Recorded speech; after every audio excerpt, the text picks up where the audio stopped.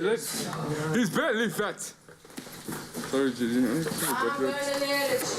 this every time.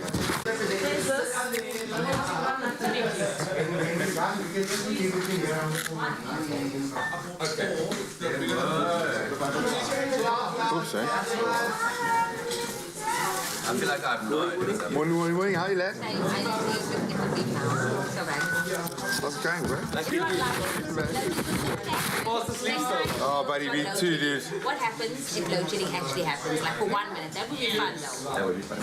It is happening. It's happening.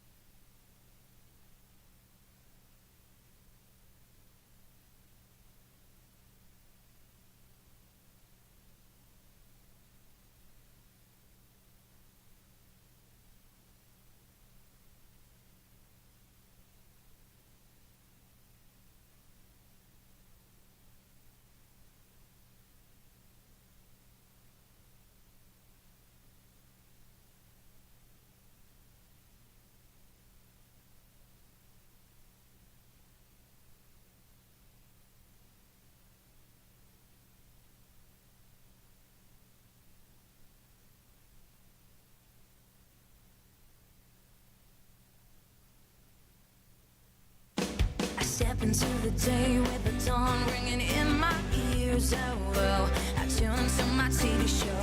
No better way, I gotta get myself into gear. Let's go. Oh, and I feel good today with my wake up in the morning espresso. I feel good today. It's my feel good breakfast show. Good morning, you beautiful souls. Welcome to it. I tried not to sigh, but I had to have a sigh. I know. You know why, guys? It's a load-shedding situation on your Feel Good Breakfast show. We're not exempt.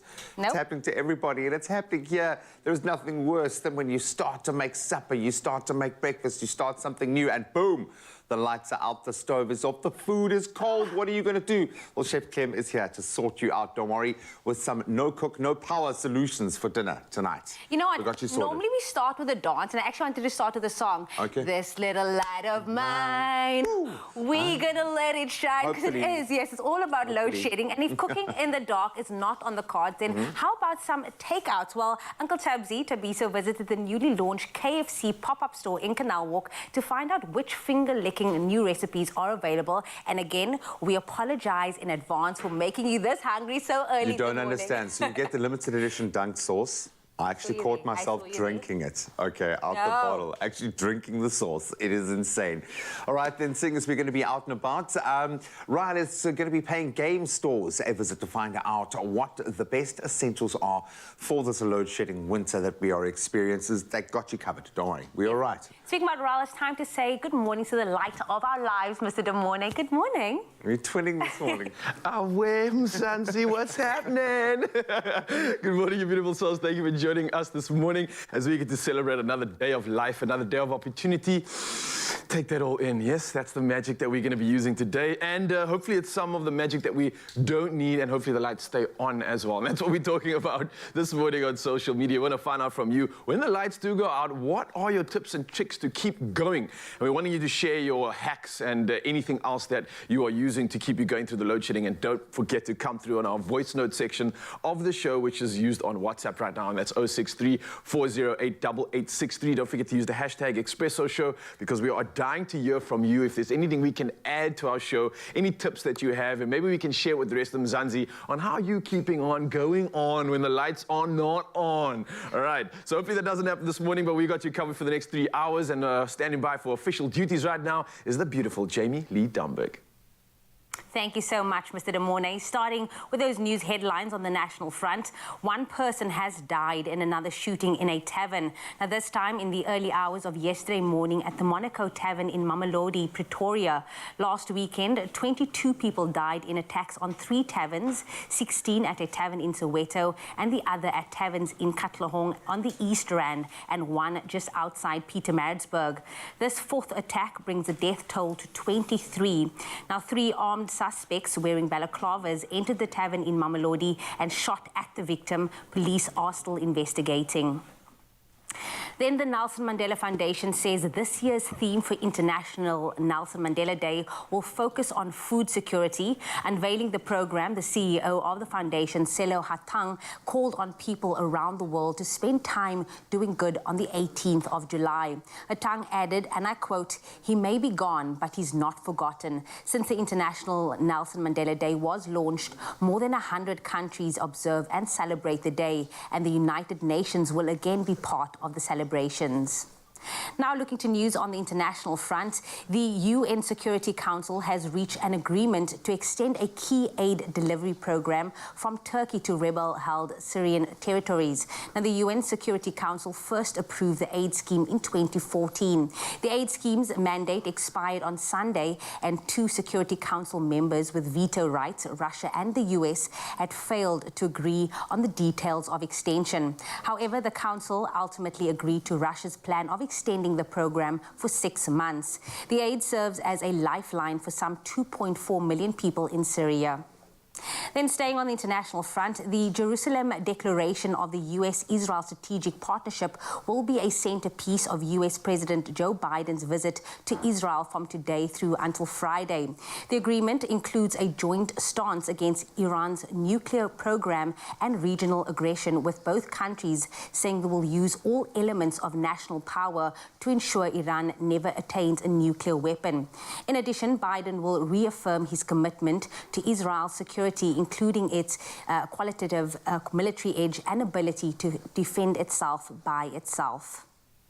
Then finally, followers of the Miss South Africa competition will be delighted to learn that Miss South Africa organization is releasing a 10-part reality series titled Crown Chasers. The first episode is scheduled to be released on the Miss South Africa app tomorrow at 6:30 p.m. The remaining 9 episodes will be released every Monday and Thursday, free and exclusive to the Miss South Africa app. Now, the reality series is filmed throughout the build-up to the crowning of Miss South Africa 2022. Episodes are 5 to 8 minutes long and follow the top 10 contestants through the moment they are given the good news that they have made it to the finals, as well as the live pageant event, which takes place at the Sunbet Arena at Times Square in Pretoria on Saturday, August the 13th. Now, the final episode of the series, which will be available to watch on August 15th, will also celebrate the winner.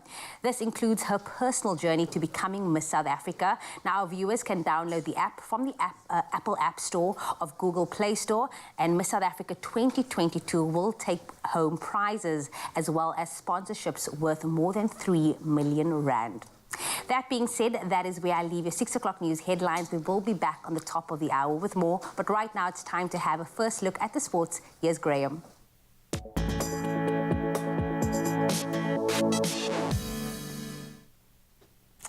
Thank you so much, Jamie, and perhaps the writing was on the wall. It seems that Springbok coach Jacques Nienaber has gone back to the winning combination that he knows. He's made 11 changes to his starting lineup for the team's series decider against Wales in Cape Town this coming Saturday. That is, Eben Etzebeth earns his 100th test cap, then Bongi Mbonambi his 50th as well. And Damian Willemse, he's back in the fullback berth with Cheslin Colby and Makazole Mapimpi back on the wings, while the regular centre pairing of Damian Dialende and Lucanio Am also reunited. And then Sir Khaleesi, he puts the captain's armband on once again, and we see Luke Diaga partner Eben Etzebeth with Trevor Nyakane and Frans Malherbe partnering Mnomambe up in the front row. On to footballing news, with their place booked in the quarterfinals of the women's AFCON tournament in Morocco, Banyana preparations were thrown into disarray this week after several positive COVID-19 cases amongst the players. So South Africa face Tunisia tomorrow with the team doctor Rodney Makoka now confirming on the official website that the team had tested positive. A win in that match means that they will indeed qualify for the 2023 World Cup, so much riding on the line. Then on to cricketing news. England were bowled out for 110 as they slumped to a 10-wicket defeat against India in their first one-day international. Jasprit Bumrah was the star of the show, taking career-best figures of 6 for just 19 runs. Then India's openers Rohit Sharma and Shikhar Dhawan, they easily chased down the target inside just 19 overs, with the former smashing 76 from 58. Now, India lead the 3-match series 1-0 with the second game happening tomorrow.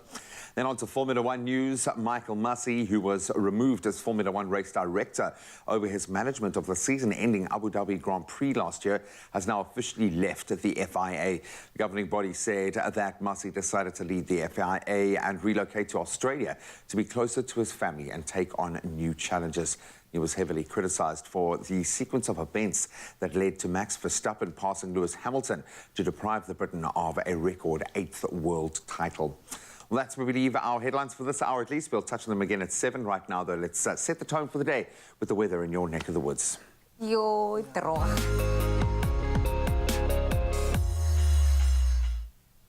Thank you so much, G. It's time to report on the weather this morning, and this is something that for kids and big kids alike are going to be absolutely ecstatic about and definitely excited. Now, this morning we have some incredibly exciting news, space news for you, and in this lot, NASA yesterday debuted its first batch of mind-boggling full-color images from the $10 billion James Webb Space Telescope, which is the largest and most powerful telescope ever sent into space.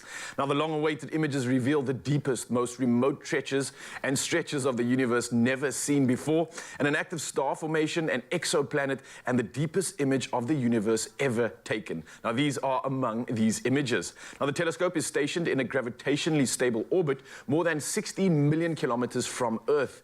Now, Bill Nelson, who's NASA's administrator, said Webb is able to cut through cosmic dust and see far into the past, to the first 400 million years after the Big Bang.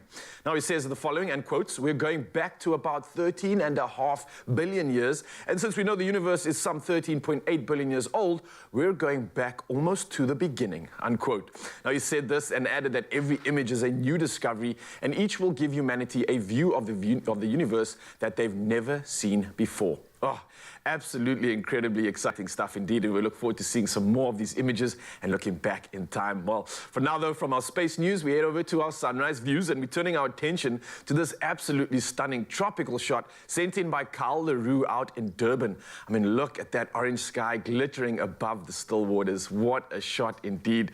Almost looks surreal, to be very honest with you. Next up on our list, we've got Sherry Ludick out in Kimberley, who sent us this sunrise view filled with purple hues while the sun's light is peeking out from behind the trees. Somewhat of a painting indeed. Thank you so much. Next up on the list, Maureen sent us this bright sky all the way from Durbanville Absolutely beautiful start to the morning there, just as the sun's about to peek through into this, the rest of the day. And then Fauza Tobias sent through this magnificent view of the sun out in Becha, finally. Last but not least, our final picture for this morning, Nikki Hayward sending in a stunning shot of a fireball lighting the peaceful setting out in Durban. What a way to start the day, setting the bar absolutely high this morning, but I can't be more grateful for it. Thank you so much, Mzansi, and please do send in your sunrise images to our WhatsApp line, and that's 0634088863, because you know how much we love seeing how you start your morning wherever you may be in the country. For now, though, let's take a look at the temperatures across South Africa. Starting off in Polokwane, the day starting at 6, moving up to 19 degrees. Umbombela sees a low of 11 up to 27. Pretoria is from 7 up to 20, and Johannesburg starting off at 5, but moving up to a moderate 19 degrees Celsius. Over in Mahikeng, now the day starting at 4 degrees, moving up to a high of 22. Klerksdorp sees the start of 3 degrees up to 21.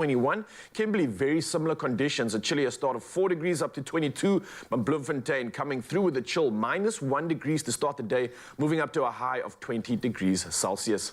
Over in Richards Bay, now moving around the coast, 12 is your low, moving up to 27 degrees. Pietermaritzburg sees the day starting at 7 up to 26.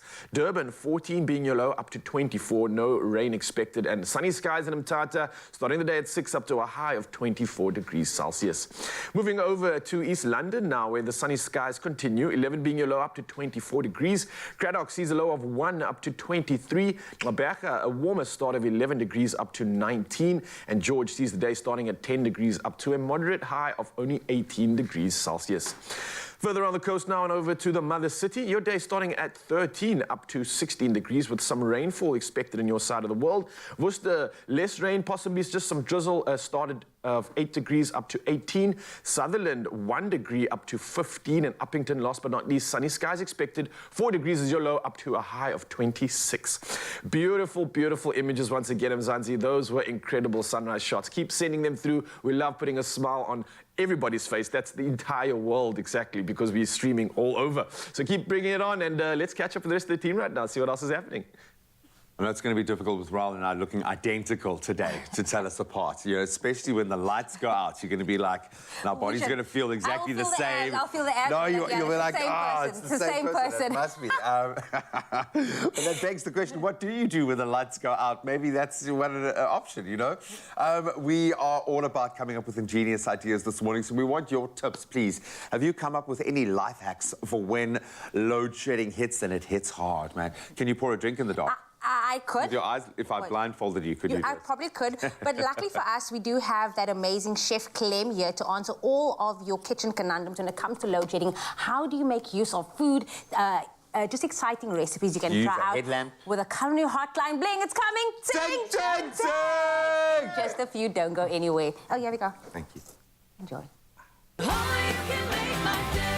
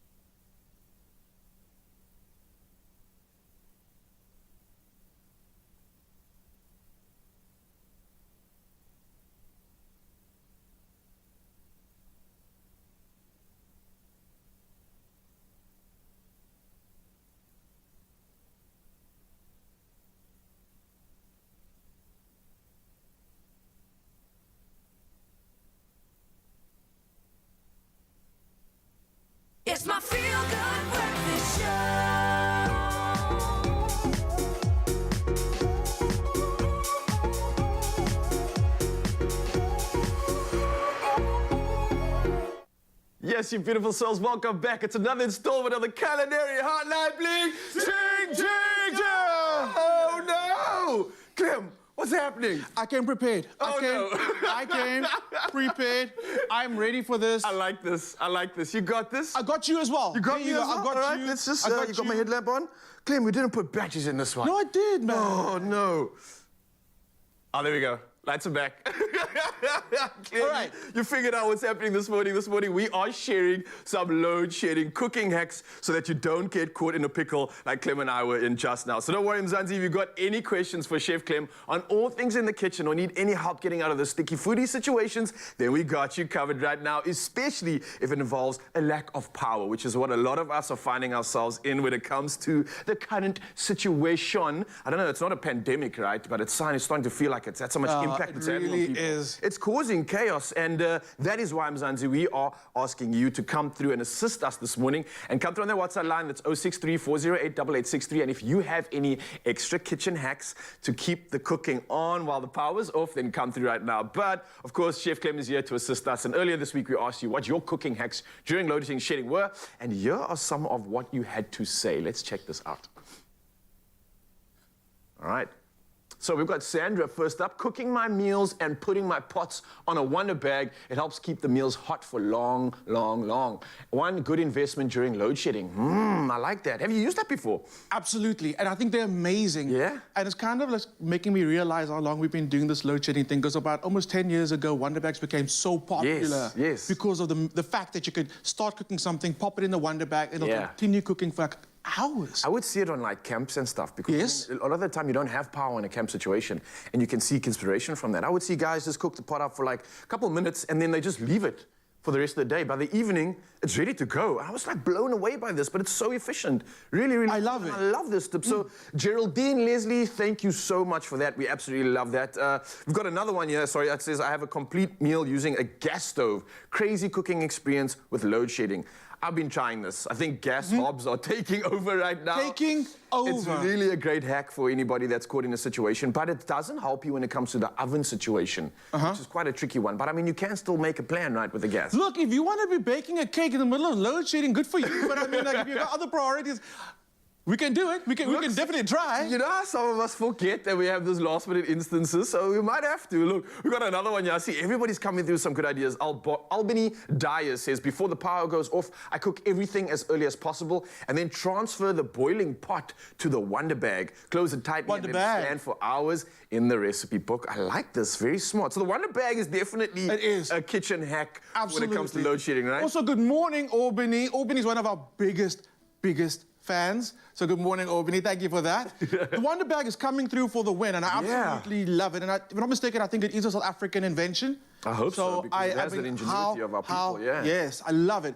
I've got a few more tips as well. Yeah, because, man, like, this is becoming a legit problem, and I think we are realizing that we need a proper solution and maybe a holistic solution to not just a quick fix, but what else can we still do in this time of reflection, let's call it that. Exactly. So the thing about cooking on gas, it's great for searing and quick cooking things, but when it comes to boiling things takes a little longer, and you don't want to be standing in the kitchen doing all of that. Yes. Here's a great hack. Okay. Rice and pasta are things you don't normally have to boil. Yes. But you can cook them and freeze them as is, even pasta.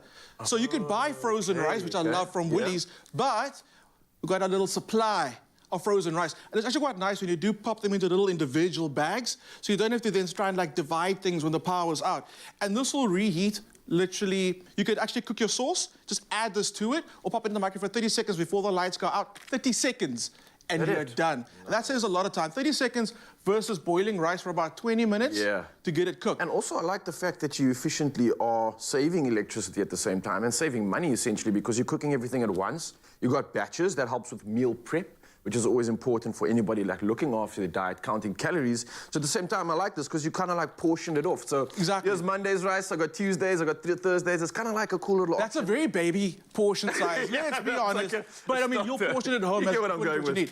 The other one, and we mentioned this before, but I think it's worth mentioning again, is get yourself a vacuum flask. So when you put hot water or cold water in a vacuum flask, it'll essentially keep it warm or cold for hours.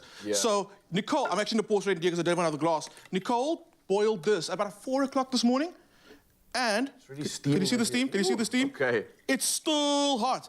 And it is such a lifesaver. If you need a cup of coffee or a cup of tea and the power's out, you sit there, droog. But now we've got a solution. Just get yourself a flask, and it honestly keeps water hot for about 3 hours. Yes. Good enough for tea or coffee.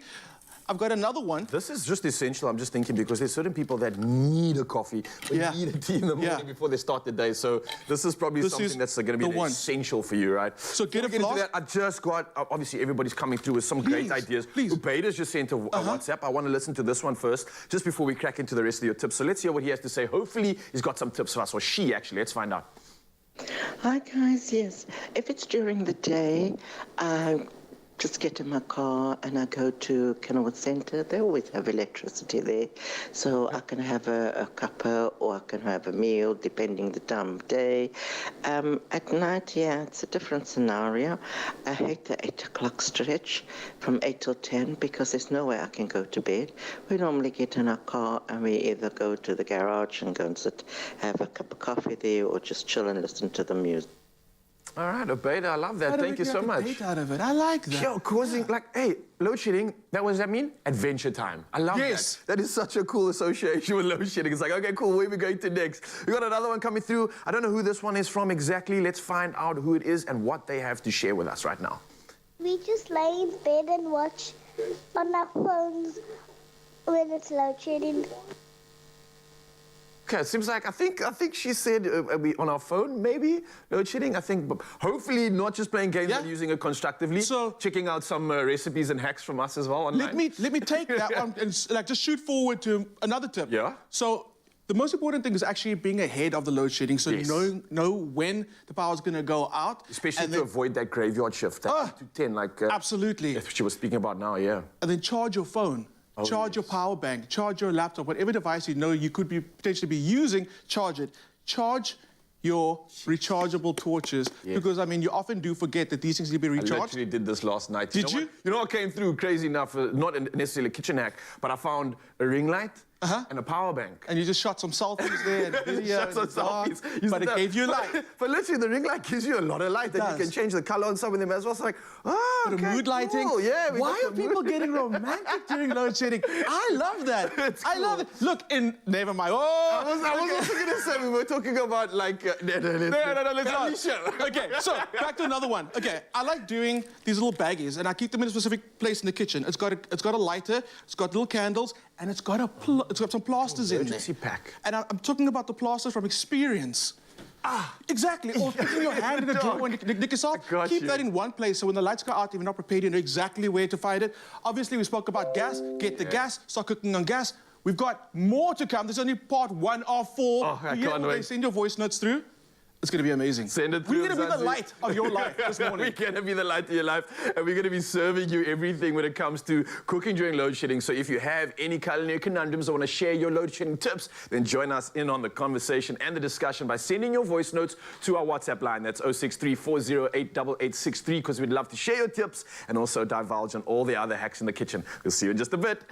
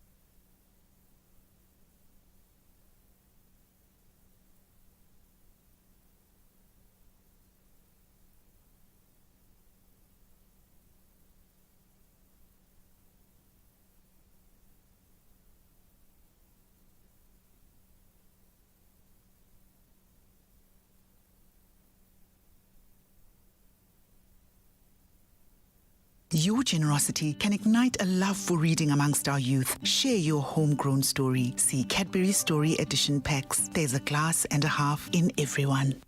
It's my feel-good breakfast show.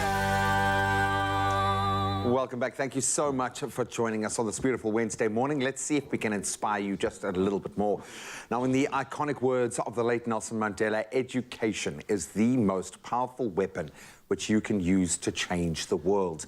We need to see that change in this country, and helping to bring this vision to life today is young entrepreneur Sasha Lee Taylor, the founder of Learn to Read and Learn to Lead, which is an initiative that empowers and uplifts young people, ensuring a better future tomorrow. Let's give Sasha Lee a very warm feel-good breakfast show. Welcome, welcome to it. That's as much as we can muster at this time of the day. I wish we had a crowd of people, like hundreds of thousands of people screaming. We're getting there, it's okay. Well, we are kind of getting there because this is a mission. It's not just a cool initiative. This is now becoming a movement. And it feels like the rest of the country is understanding that kids need access to literacy. This moment for you, though, as I understand it, you went to the Youth Summit in Parliament, which I know is a bit of an eye-opener, sobering, I'm sure, in many respects, but you had an epiphany there. What was that epiphany that led you down this path? So I was invited to the National Youth Summit in 2018 by the Nelson Mandela Children's Fund. And it was there where we sat with kids from all across South Africa, as young as 8 to 21 years old. And for me, it was in the moment where I realized when a 10-year-old child was asking for equal and quality educational opportunities. Now, for me, that's something a 10-year-old child should never have to even consider Should be a given, really? Exactly. They should never have to worry about that type of thing. And it was in that moment where I realized Learn to Read, Learn to Lead needs to become bigger. We need to do more, we need to inspire more, and we need to create change, you know? It's one thing when it's coming from one side of that dynamic. We all understand the need, so we're preaching to the choir here. You need the kids themselves to get on board. They need to be drawn into this. That starts with something as simple as the impactful artwork on the cover.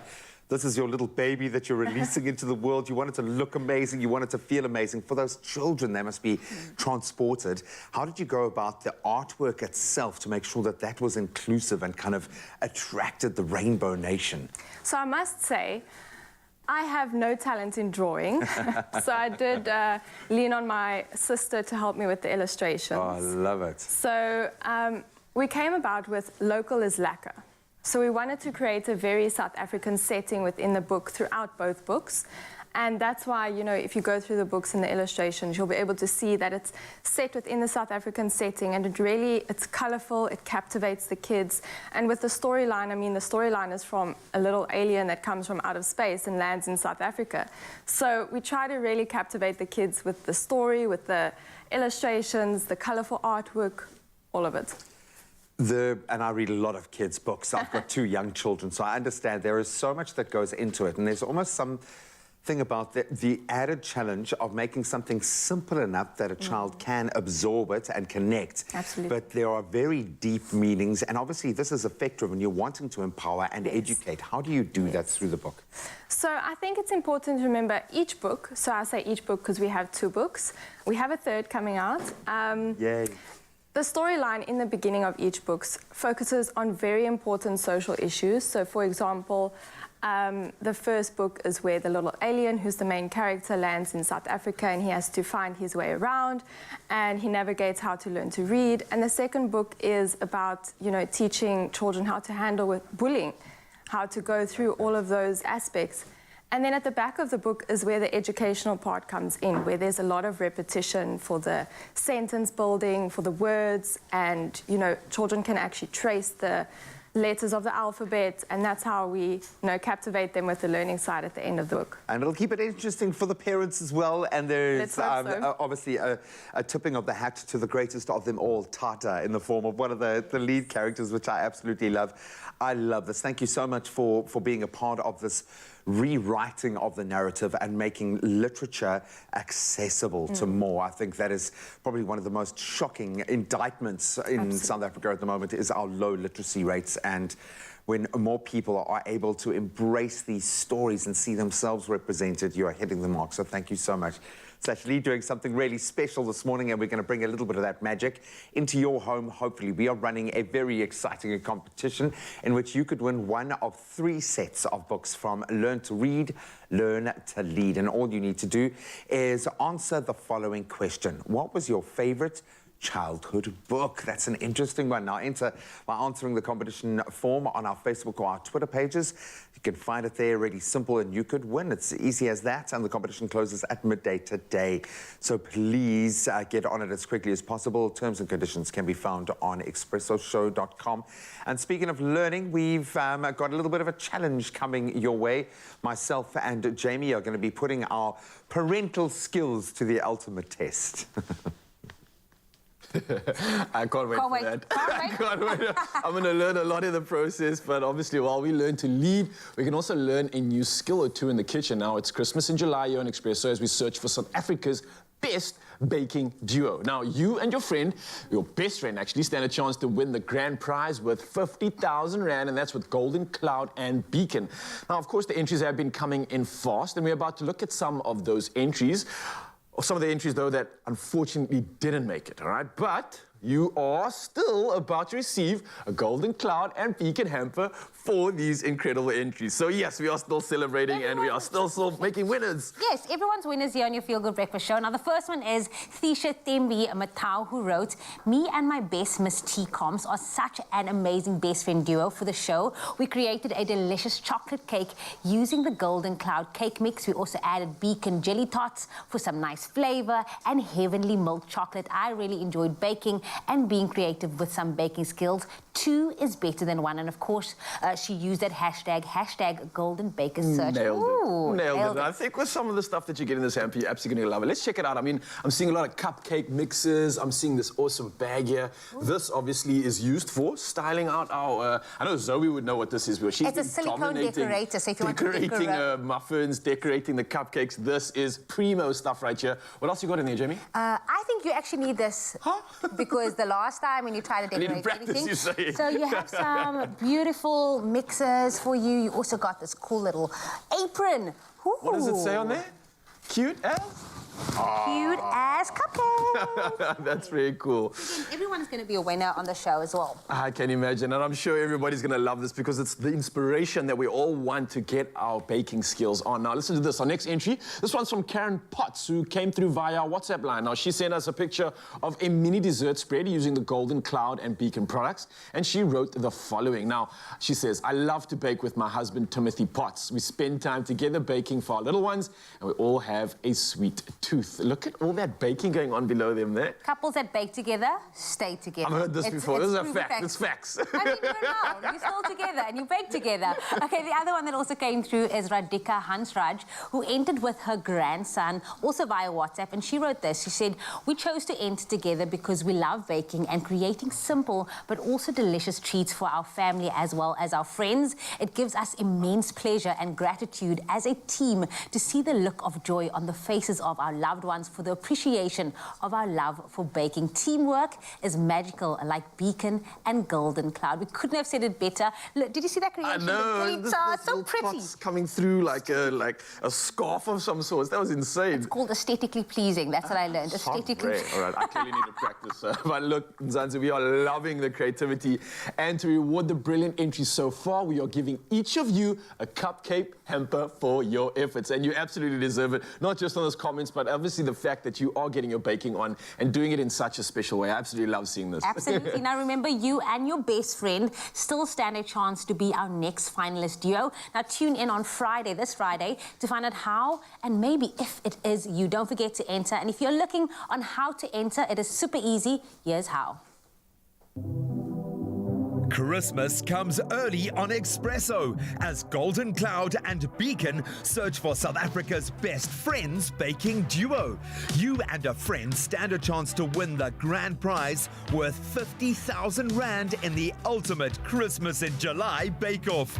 To enter the challenge, create your bake with Golden Cloud and Beacon.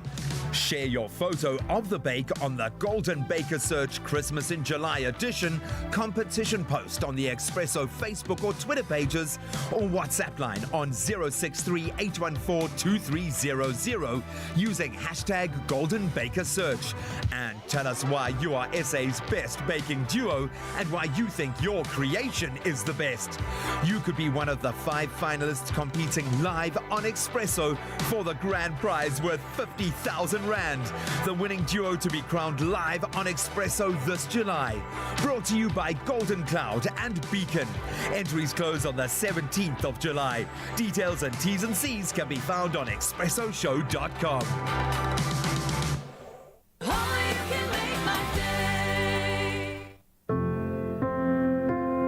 I hope you'll always know how much I love you. I hope that you never stop learning and growing. That you'll be brave and joyful and kind. And that one day, when you look at me and I look at you, we'll love the wonderful you that you've become. It all begins with purity.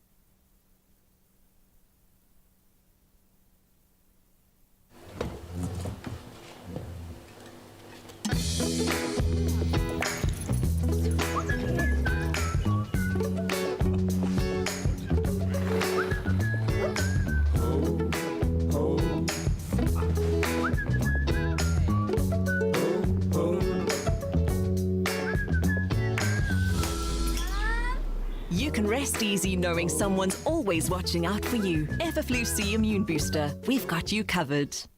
It's my feel-good breakfast show. Yes, Mzansi, welcome back. Your Feel Good Breakfast Show. And let me tell you, it's about to heat up right now. Listen to this. As a new parent, nappy changing can be very daunting. I'm about to find out, though. But soon it will become part of your daily routine. Now, something Jamie and Graham have had plenty of practice in. So we're going to be putting these two parents to the test to see who mastered the skill of changing nappies step by step and correctly in the fastest time, all right? So how many nappies do you think you guys have changed over the years? Like, I'm dying to know. Yeah, I was going to say twice as many as Jamie. Yeah, and I've done my tour. Dad, I suppose, is one of the first things that you can take ownership of. You know, you can't breastfeed. So you're like, okay, I'm on poo duty. I'll do it. My time now. Yeah, no. And obviously, second time around, you must have some good tips. No, it was just as gross the second time, or maybe worse. Maybe it was even worse. Because now you know what to expect. Yeah, and you think, oh, it's a little baby girl. She's going to be, oh, no. Just as bad. Just as bad. But I'm there for that, man. I think I actually, I'm tweaking a little bit. PTSD because I'm thinking, not at all. Not at all. No, but the thing is, you're always inevitably, you're going to find poo somewhere where you didn't realise. You're like, oh, my word, I've been walking around with poo on my elbow for the whole day. No, it gets real, man. It gets real out there, dude. Okay. You've warned me enough now. Thank you for that. I'll be taking my time on this one. But I want to ask you guys, before we get into this challenge, I've actually Googled, because I haven't done it myself. So I just went to go check out exactly how to change a nappy step by step, all right? Before I get into it, though, I want to ask you, can you remember and do you know the exact steps on how to do it correctly? Gee, maybe I'm going to run it through with you first. I'll go to Jamie next. So. Well, it's the principle of it. Look, it doesn't always, when baby's doing this, kicking, rolling, this baby's just laying still right now. Yeah, this is a super sleeping. If you can do it while they're sleeping, even better, man. That's like a first win there. But it's all about the process of managing the kind of the fallouts, depending what kind of nappy you're dealing with now. But obviously a light lift up, open up the nappy, see what the level of damage is, how much you have to control that, clean little baby's bottom, and you use the dirty nappy to kind of protect your surface area there. And then it's clean, cream nappy, I suppose. All right. I get to sing. I know. I like that. So if you were wondering, though, if you want to know exactly how to do it, I've got some pros and I've got the help of Purity to come through for this one as well. I'm going to go through these steps just for you guys to understand it, but for the challenge, we're going to switch things up a bit. So how you actually do it is the following, right? So the basics of changing a nappy are the same whether you use disposable or cloth nappies. So firstly, you open the dirty nappy and wipe away what you need to with the front of the nappy. Then you tuck it under your baby's bottom with the clean side facing upright, right? Next up, you wipe your baby's bottom from front to back, gently lifting their legs by the ankles to wipe under their bottom and pat your baby's bottom dry with a clean towel or a washcloth. Or you can let it dry naturally. Now, once you dry it, apply Purity Bum Cream on your baby's bottom and rub it in gently. Then you apply a thin layer of Purity's petroleum jelly to your baby's bottom to work as a barrier. And then you take the used nappy out from under your baby and place into a nappy sack with the soiled wipes or cotton wool. Now, if you're using a cloth nappy, put it into a wet bag and just bin anything disposable, such as your liners and your wipes. And then you want to use some Purity baby powder and pat onto the bottom. Slide a new nappy under your baby and fasten over their tummy. All done. Simple as that, right? Sure. Yeah? Right. You guys paying attention? No, you did. All right, so... I'd like you to go through all those steps when you're with the baby. And you've got this chaos going on. All right, so we're going to put you guys to the test. Let's see if you still can wipe off all that rust and get straight back in the game. Gee, let's see how good you are currently at doing this. You've had 2 occasions to practice this. So steps are quite simple. We've got the nappies, we've got our baby wipes, and we've got our beautiful baby powder here. Countdown starts in 3, 2, 1. Change your nappies, parents. Let's go. First of all, can you talk a bit quieter? Okay, sorry. Baby's still asleep. We don't want to disturb the babies. They're both sleeping And right you'll now. learn to do this literally in your sleep, my friend. Okay. Literally, at 3 o'clock in the morning, you'll have to be able to do this. So, G, you can technically close your eyes right now, With right? load shedding. Remember, there's load shedding also now. Looks like Jamie's taking the lead, though. She's already got her baby wipes out there. Oh, and close, because this one's a peer. Oh, it's a leaker. Okay. Yeah, got to make sure the nuff is clean. Gee, how often are you in the process and then you have to do this? Yeah. The Matrix. And people joke about my back, but I swear, doing a nappy is how I did it in. This is the source of it angle, all. making sure that you're... Oh, wait. What's wrong, Jamie? I forgot the powder. Oh, no! It's been a A little bit of bum cream. All right, so G's got the bum cream on. Now the You've both done your wipes. Jamie's already gone to the stage of putting the baby powder on. Now keeping it dry. G's just caught up on the powder side of things. Nappy's getting wrapped up. It's about to get its tie on. It's neck and neck. We did even coming to the final stretch. Who's it gonna be? Look at you two. Hey, these nappies A little pretty right now, but not too much. This was too easy. Guys, I can't call a win here because this is too easy. You guys literally took so much passion and care. It feels like... in the wiggle. Mine just woke up. Look at this. How cute is this? Ryle. Come on, you want the back. All right, so Mzansi, you heard it here first. You saw these masters at it. Let's not wake these little ones up, but Purity Shop offers a comprehensive range of baby products, specially developed to meet nutritional and care needs of moms and babies. So you want to find out more? Visit purityshop.co.za to shop all your favorites. It's never been more convenient. Now, Purity are giving 2 lucky viewers the chance to each win a 500, I've got to shout the number out, take a lot voucher, by simply replying to the competition post on the Expresso Facebook, Twitter, or Instagram page and tell us what your favorite part of being a parent is. Now, don't forget to include the hashtag PurityPromise. Competition closes Friday, the 15th of July at midday, and the T's and C's can be found on expressoshop.com. Well, is this not parent inspiration for you? You wake them, you take them, buddy. Yeah, yeah. No, you won't. No, buddy. How do I hold them? And she's going to go cook. What do I do with my hand? Back in the kitchen. Cheers, buddy. Good job, man. Good job. You got this, Ryan. You got this, buddy. Paid attention, because clearly you're going to need it sometime soon. I hope. Good luck. I hope you'll always know how much I love you.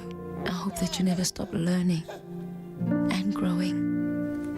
It all begins with Purity. Okay, mamas really do it all because we're changing nappies. We're also back in the kitchen. And of course, we're making some Thai cuisine. The mama herself, Chef Tumi is here to tell us exactly what we're making. I know it's Thai cuisine. It's all about, it's known for its refreshing taste with a burst of flavor. And if you've never tried it before, like I said, Chef Tumi is here to show us a Thai-style satay beef fillet topped with the creaminess of Clover Classic Dairy Snack. It smells amazing. It smells better than what I was just doing. When was the last time you changed a nappy, my friend? I was looking at you guys and not a single one of you had one eye closed. Do you guys not understand? Like, it's a mission impossible type of thing. It's a thing like this. Luckily for this, I think we need both eyes open. You need both eyes open, you need to focus, and there's no one kicking about and making a mess. I'm focusing. All right, cool. Yeah. So normally satay would be meat that's marinated, spiced up and flavored up, and then put onto a skewer. So we're taking some of the admin out of that. So we've got our steak already, nice fillet steak there cooking up. I've just seasoned it with some salt and pepper and make sure I brushed it with some oil. So technically what you'd want to do is maybe perhaps do it all in one pan, but just so to show the viewers that, you know, ideally we want this meat to be cooked to medium or medium rare. Now I'm saying instead of us waiting too long and then getting the sauce on later, I'll just do the sauce separately in this instance. Gotcha. Awesome. Cool. I see some peanut butter. Yes. I see some garlic. I see all of that stuff. That's going to be obviously complementing this beautiful piece of meat that you have there. Exactly. That meat came to play, girl. That meat wants to be eaten today. It wants to be eaten, and some of the signature flavors that you will find when you get into Thai cuisine are your ginger, your garlic, your lemongrass, your lemon, and then we are adding that satay by means of adding the peanut butter. Peanut butter. Into these flavors. But it is important, first step, to fry up your aromatics or your flavorants here, which is that garlic and the ginger, and then going on with the typical additional sauce that's always there, which is the soy sauce. And then if you wanted to, you could also add some fish sauce in here. If you like your sauces slightly on the sweeter side, add some honey to this as well. Be careful with that fish sauce though, because fish sauce is very pungent and it can actually just overpower the entire dish. And it's quite salty. So if you're wanting to put in fish sauce, just be very careful with that. I'm loving the fact that you mentioned that, because when it comes to Thai cuisine, they have very strong flavors. So you've got your salty, you've got your sweet, you've got your sour, you've got your tangy. So it is very important to make sure that you balance those flavors. Otherwise, one thing will overpower another, and you don't want that. I missed something. What did you add into the sauce there? So it was cream? Right. No, we've got coconut cream here. Coconut cream. Yeah. Also a very important flavor that's always included, that's usually included into Thai cuisine, especially if you're doing, especially if you're doing a sauce like this. So we've got our ginger, garlic, we added some soy sauce, and then we added as well our coconut cream, and into that is the peanut butter. Peanut butter. Just a squeeze of lemon juice. And obviously, this is going to be quite a pungent sauce, right? We've added some very strong flavors here. You've added some peanut butter, you've added some lemon, you've added the garlic and the ginger. And just to make sure that you manage the sauce and the flavors don't overpower each other, we're adding some creaminess. We need it. We need it. We're using that Clover Classic Dairy Snack, which is, of course, a deliciously smooth and creamy dairy snack, and gives a creamy and also refreshing taste to this flavor-packed dish, as you can see. Of course, it is available in various flavors, of which today we are making use of the plain flavor because we want to give our dish just that touch of creaminess, not to overpower the other flavors that's coming through with the peanut butter, but just to balance it all out. And if you wanted to, you could also just add it at the end, right? Once you've cooked your steak up and it's basically cooked to your desired perfection, you could make the sauce and then just for that cooling effect, dollop a generous amount of your Clover Classic berry snack on top of the sauce, on top of that meat. And I think Bob's your uncle. In fact, I'm gonna goy just a little bit, if you don't mind. Like, Go our for it. dish is practically Please done go over here. for it. So I just want to add a couple of, drizzles, of this sauce to add that additional flavor, and additional spice to it. And What I love is also that we're incorporating some nice greens. So this is obviously for the garnishing, right? Exactly. Okay, That's so where the once our garnishing steak is happens. done, So once we've made our dish and I've got our sauce there, you see, Nicole did the generous thing of showing us her plating skills, because I think she misses One day when working we're in big. fine dining. One day when I'm big, hey?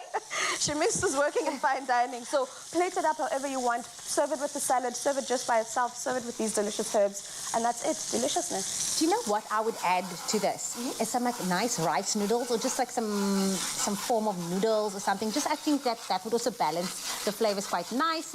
I know, don't look at me like this. I'm not that person. I need to stretch it out. We have a lot of people in the family. Yep. We want to make sure that everybody is being fed. So if you wanted to just take it up a notch, add some rice noodles, add some whatever noodles you do have, and you can again stretch this recipe. And with the sauce, you can play around with the flavors. You can definitely play around with the flavors. And I'm going to serve up the steak now. But if you wanted to, you could also replace the steak with a cheaper cut of meat if you want to go more reasonable. The chicken could definitely work. A piece of pork could also work. So just literally play up with the flavors. Just keep some things traditional to what the story is. It's all about the sauce, baby. It's all about the sauce. Whatever you want to do, spice it up, train it up for dinner. This is so easy, super simple. Of course, you can get your hands on the recipe at expressoshow.com. Easy cooking. Thank you, Chef Tumi. We love you. Hope you enjoy it, Mzansi. So, we've had classic fashion from Timby, classic cars, thanks Chad, and we've seen classic hairstyles. And you, Michael? Classic! A classic range from Clover. Timeless taste. Made with love by Clover.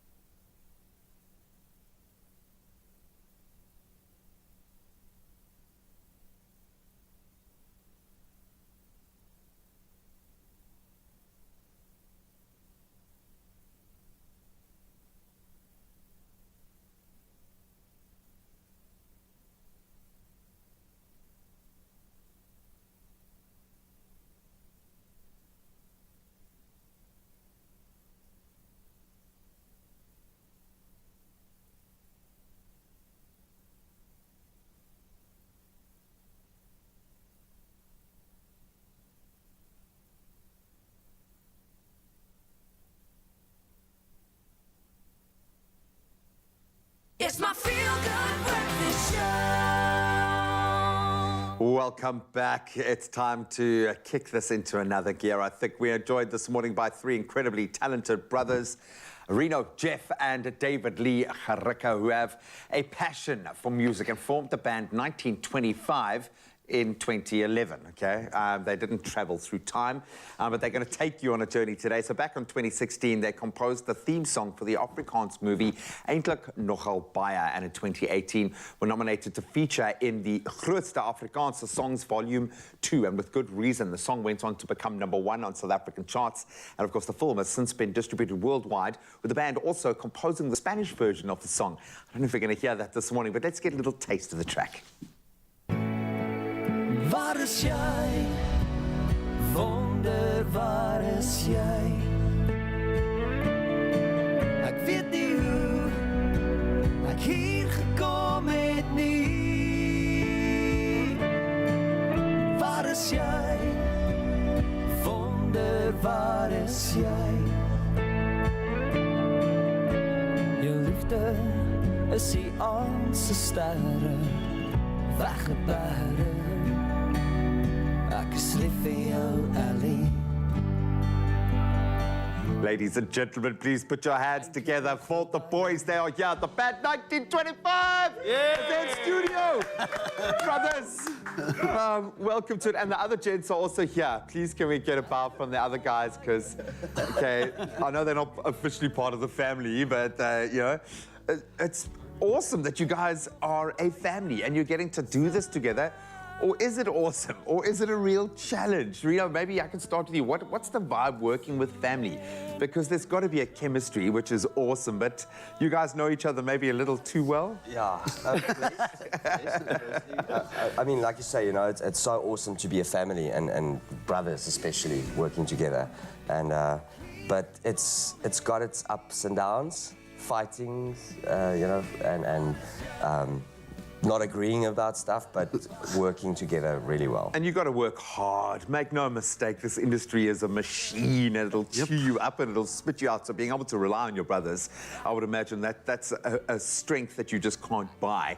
But you've got to get it right. Who's that person in the band? Is there one? Is there a number of perfectionists, the disciplinarian? Because it can't all be fun. I always look to see who's looking at who. Raina's the eldest. Am I saying that right? Yeah. Our eldest brother. Yeah. So he's normally the one to make sure we stay in the right lane, you know, doing the right thing. It's your job as the older brother. You got to do that. Have to. But I think, you know, each one of us has got our own part playing in the band. So each one of us, you know, has our job to do, and it works well. I just make sure that the jobs are being done. Yeah, and it gets done on time so we can get paid, ultimately, because it is a job. And I think people forget that it becomes so much more difficult when you're taking a creative process and you're turning it into a job. You're turning it into work where there's outcome. And great when you're getting the validation of #1 hits and soundtracks for amazing movies. But you've got to still put in the hard yards to be able to create. Having the kind of success that you guys have had obviously creates an expectation. Being able to tour again. Yeah, that's beautiful. After the amount of time being creative, because you were forced to in lockdown to write music, how good is it being out there touring again? And you guys didn't just tour SA, did a bit of Holland as well. Yeah, amazing. Yeah. Amazing being back. I think we should definitely plan on going overseas again, because that was one of our favorite things to do. And traveling again, we haven't traveled actually after lockdown, except for Garden Route. We've done Garden Route. Which is a trip. It's still a awesome, trip. Man. And it's good to be on the road again. It's good to perform everywhere we can. To be around people again. Yeah. Which do you prefer? The creative process of sinking your teeth into a new album or being out there? Because you're rockers. Ultimately, you need a rock out, man. Definitely touring. Definitely, like you say, yeah. I like being in the studio more, though. Because you're lazy, man. No, it's all right. We've got you up bright and early to tour into our studio this morning. It's so good having you guys here. We will do our best to act like 1,000 people sitting in an auditorium. We will be your live studio audience today. I'd like to say they're here to perform for us, but they're actually here to perform for you. They are going nowhere. They are unbelievable to see live, and they are here with 3 performances just for you, so don't move a muscle. Cannot wait for that, but it's just gone on the hour. It's time to kick off on our national duties right now. And starting on national headlines, Eskom adjusted load shedding to phase 3 from phase 5 this morning. Now, initially, phase 4 was planned for this time slot, and it will last until 4 o'clock this afternoon, when it will switch to phase 4 again. Now, the adjustment has been confirmed for today and Thursday, after which it's expected that phase 3 will apply until Sunday through the day. Now, if everything goes according to plan, load shedding will be further scaled down to phase 2 from Sunday. Now, sticking to our national news fronts, one person has died in another shooting in a tavern. Now, this time in the early hours of yesterday morning at the Monaco Tavern in Mamelodi, Pretoria. Now, last weekend, 22 people died in attacks on 3 taverns, 16 at a tavern in Soweto and the other at taverns in Katlehong on the East Rand and at one just outside Pietermaritzburg. Now, this 4th attack brings the death toll to 23 in total, and 3 armed suspects wearing balaclavas entered the tavern in Mamelodi and fired fired at the victim. Police, however, are still investigating. Now, from our national headlines, we move over to international news and reporting at the multiple Olympic and world champion, Sir Mo Farah, who was brought to Britain from Djibouti at the age of 9 and was forced to do housework and childcare in exchange for food. Now, he made this revelation in a radio interview that has captured headlines across the globe. Now, the 39-year-old Briton added that his name had been changed in fake travel documents used to fly him to Britain by a woman he had never met before. Now, Sir Mo also added the following and quoted, "What really saved me, what made me different, was that I could run." Unquote. Definitely an inspiring story indeed, especially if you take into account what the man has achieved. By carrying on with our international news right now and heading over to news reporting from the UN Security Council, which has reached an agreement to extend a key aid delivery program from Turkey to rebel-held Syrian territories. Now, the UN Security and Security Council first approved the aid scheme in 2014, and the aid scheme's mandate expired on Sunday, and 2 Security Council members with veto rights, Russia and the US, had failed to agree on the details of the extension. However, the Council ultimately agreed to Russia's plan of extending the program for 6 months. Now, the aid serves as a lifeline for some 2.4 million people in Syria.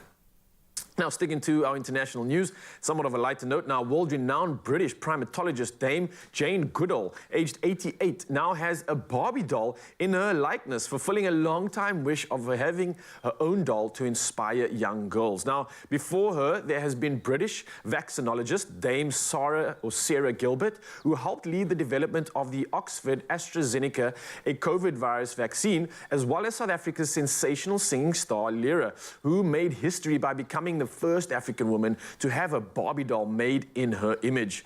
Now, Barbie, by the way, has existed since March 1959. Now, she has appeared in many shapes, sizes, nationalities, and occupations, and Mattel Incorporated unveiled the new Barbie as part of its Inspiring Women series, nodding to Goodall's groundbreaking studies of chimpanzees and conservation efforts. Now, dressed in a khaki shirt and shorts, Goodall's Barbie doll has David Greybeard by her side. He was the first chimpanzee that trusted the primatologist as she conducted her research in Gombe National Park, Tanzania. Now, Goodall began her research in East Africa in 1960, observing that chimpanzees make tools, hunt, and eat meat, and show compassion, among other traits. Well, that's a roundup of the news headlines for this morning. Of course, we'll catch up in the next hour. But for now, though, we're going to carry on with the headlines and move over to the world of sport. Here's the G-Man.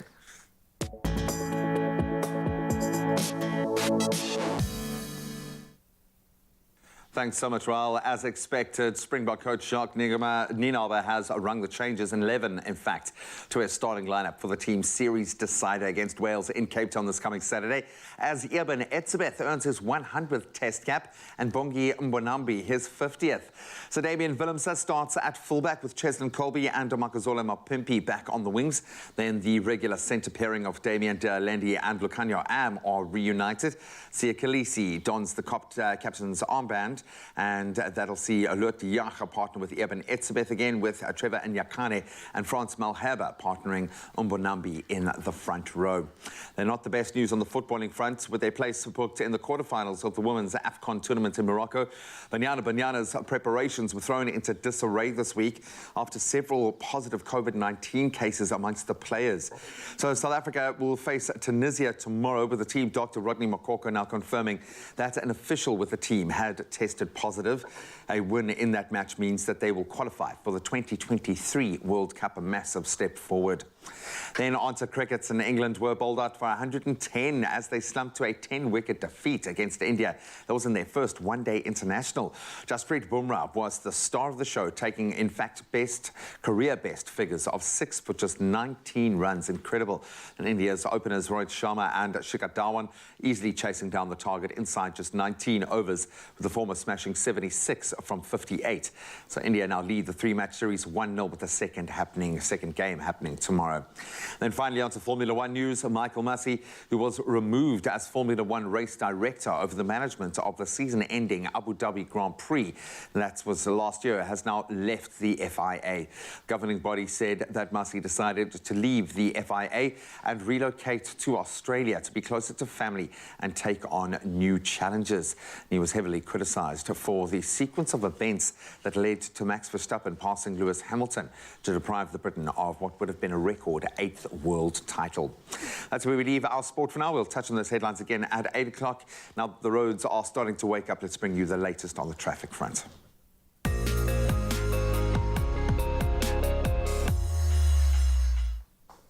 Thank you so much, G. Let's see what's happening on the road this morning in Gauteng, Bedford View. There has been a multi-vehicle accident on the N3 northbound before Van Buren Road. The right lane is currently closed and traffic is slow moving, so please do approach with caution.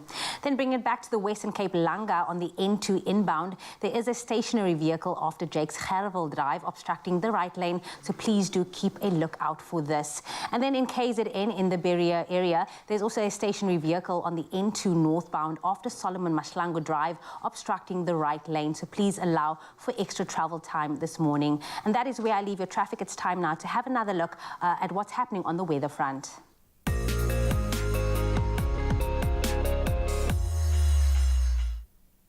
There is some sad and also alarming environmental news this morning. Now, deforestation of the Amazon rainforest in Brazil has hit a 6-year high. The National Space Agency, INPE, reports on this. Now, very nearly 4,000 square kilometers of land were cleared in the region between January and June of this year. And last year, 3,088 square kilometers of the rainforest were destroyed in the same period. The Amazon plays quite an essential role in the planet's oxygen as well as carbon dioxide cycles, absorbing vast amounts of greenhouse gases from the atmosphere. Now, environmentalists blame the increasing levels of deforestation on Brazil's right-wing president, Jair Bolsonaro, who has rolled back environmental protections. The Amazon is the world's largest rainforest. Its trees are felled for their wood and to clear space for crops that in turn supply global food companies. Now, at the COP26 Climate Change Summit in Glasgow, Scotland, last year, more than 100 governments pledged to stop and also reverse deforestation by 2030. Then bringing it back home, Diane van der Hoven sent us this peaceful image of the orange-coloured sunrise out in KZN as the sun begins to light up the surroundings. Then we also had Jenny, who sent us this beautiful, lovely sunrise image while catching some waves and getting in that morning surf out in Belito. Look at that shot. We also had Noura Leela, who sent us this beautiful baby pink sky casting a glow around the clouds in the distance, and she's out in GQ. And then finally, we had this stunning sunrise video sent in by our very own Robin Hagberg. Look at that stunning view of Cape Town. The sky is absolutely filled with mystical pink and blue hues scattered across the morning sky. Now, do remember to send through your sunrise images to our WhatsApp line. That number is 063-408-8863. We'd love to see what your views look like from all around. But that being said, here are the temperatures for the rest of the country. For you, Polokwane, do expect a low of 6 that will peak at 19. If you do find yourself in Umbombela today, do expect a range of 11 to 27. For you, Pretoria, your minimum is 7 with a maximum of 20, as well as Johannesburg can be seen with a low of 5 and a high of 19. Mahikeng, for you, it is 4:22. Klerksdorp can be seen with a range of 3 to 21, as well as for you, Kimberley, expect some sunshine today on this Wednesday with a minimum of 4 and a maximum of 22. For you, Bloemfontein, it is -1 that will peak at 20. Richards Bay can be seen with a low of 12 and a high of 27, as well as Pietermaritzburg for you, it is 7:26. If you do find yourself in South Africa's playground today, Durban, your range is 14 to 24. Mthatha for you, it is 6:24, as well as East London can be seen with a range of 11 to 24 as well. Cradock for you, it is 1:23. GQ Gqeberha for you, it is 11:19, and for you, George, your range is 10 to 18 on this Wednesday. The mother city, Cape Town, do expect a minimum of 13 and a maximum of 16. Worcester, 8:18. Sutherland, 1:15. And last but definitely not least, Uppington, ranging from 4 to 26. Well, that is where I leave your 7 a.m. weather update here on your Feel Good Breakfast Show. All right, so if you tuned in, you clearly figured out what's going on right now, especially when it comes to the kitchen. Every single kitchen hack that you need for load shedding is coming at you, just like this one right now. Oh, it feels so good. Yes.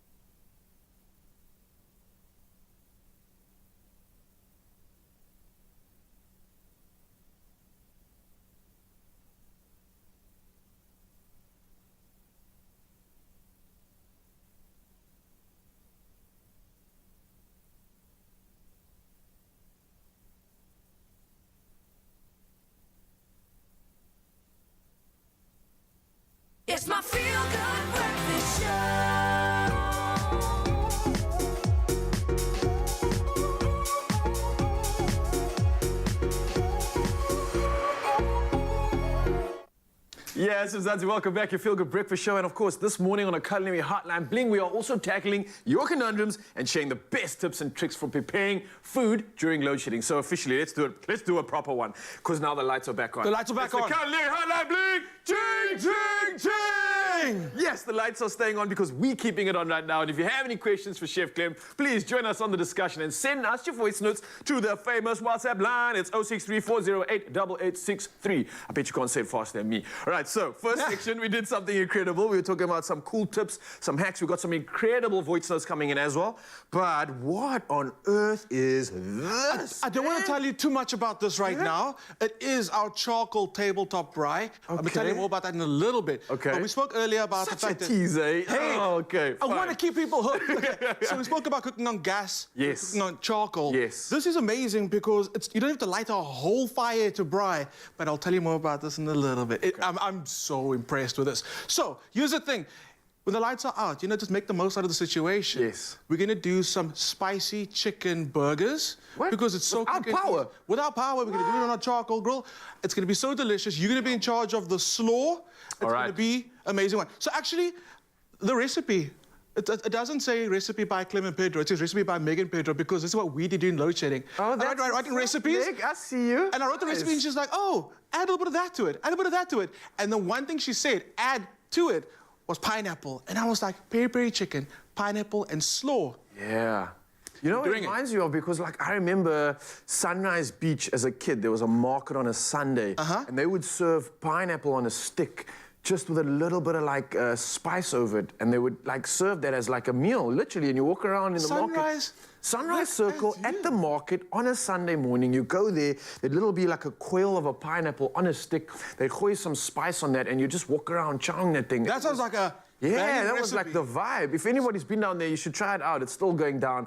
But this is something else. Right. This took that concept and this is private school. I love so this. Delicious. Okay, so I've got my chicken breast. What it is, I actually have 2 chicken breasts, and I put it between 2 sheets of plastic paper, cling wrap. Cling wrap, What's okay, the word? I got you. We forget word. And then just pounded it out. So actually, 2 chicken breasts actually gave me 4 fillets that I can cook. Oh, and I did it for a reason, because when you flatten chicken breast, it cooks in a fraction of the time. Yes. And obviously, in load shedding, you don't want to be spending forever in the kitchen. You want to get in, get out. Yes. That's what you want to do. Efficiency So, Raul, is key. you're in charge of the slaw. I've got some cabbage for you. I've got some pickles.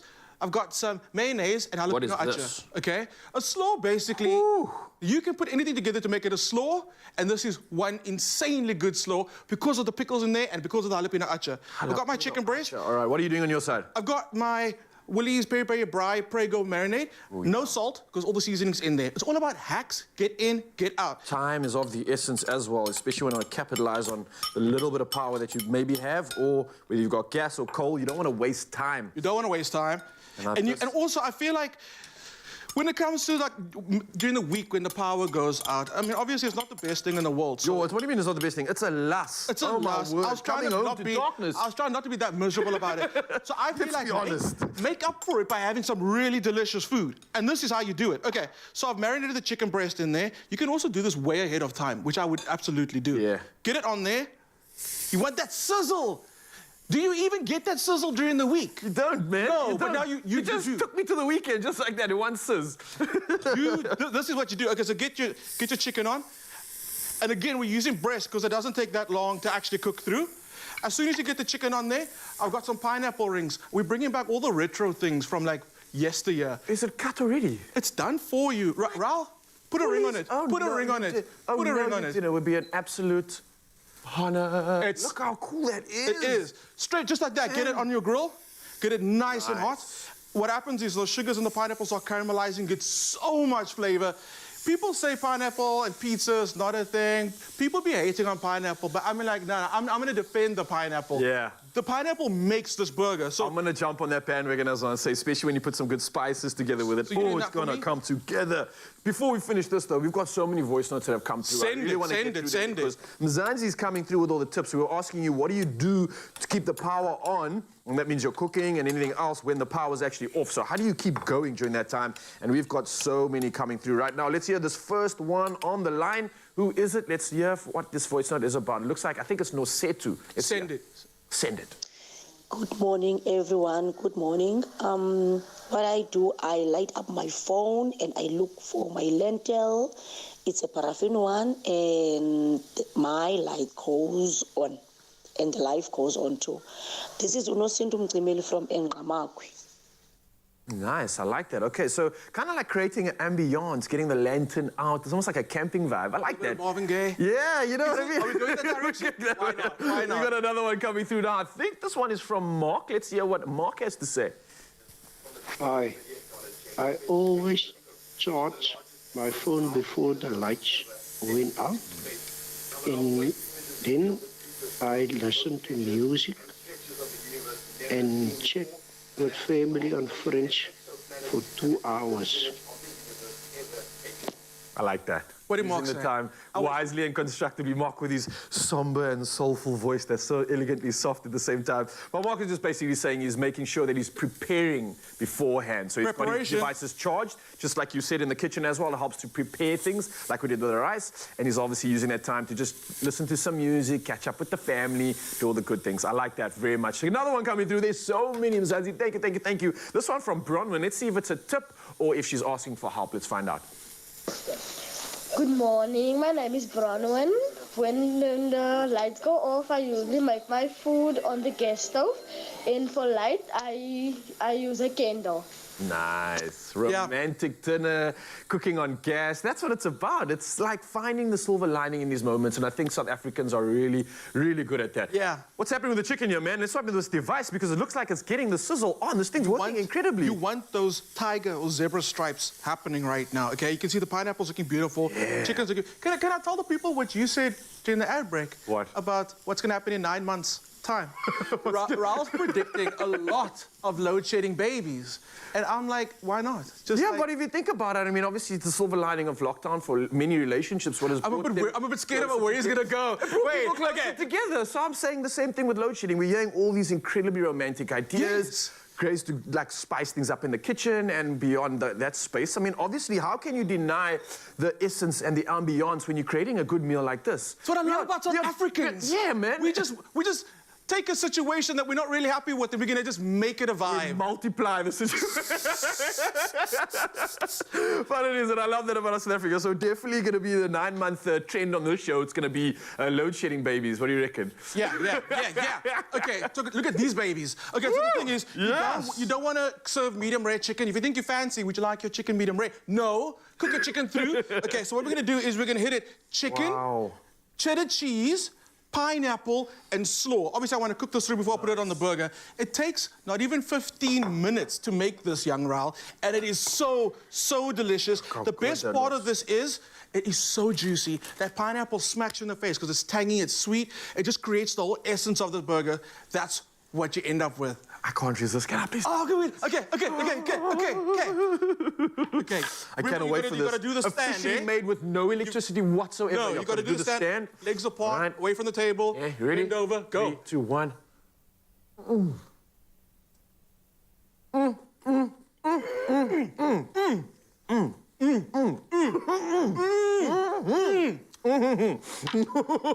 Now, my mouth is full and I'm sorry for this, but man, you gotta get to Expresso.com right now. Oh, the flavors are just bursting everywhere, Clem. The pineapple, the spice, the chicken. It's done so right. No electricity whatsoever. Expresso.com for this culinary conundrum hack. And again, sorry for my mouth being full, but I couldn't resist. It's so good. Mzansi, go check it out. Expresso.com. We've got more conundrum hacks coming at you in just a bit. This is so good. Nice, man. Yes.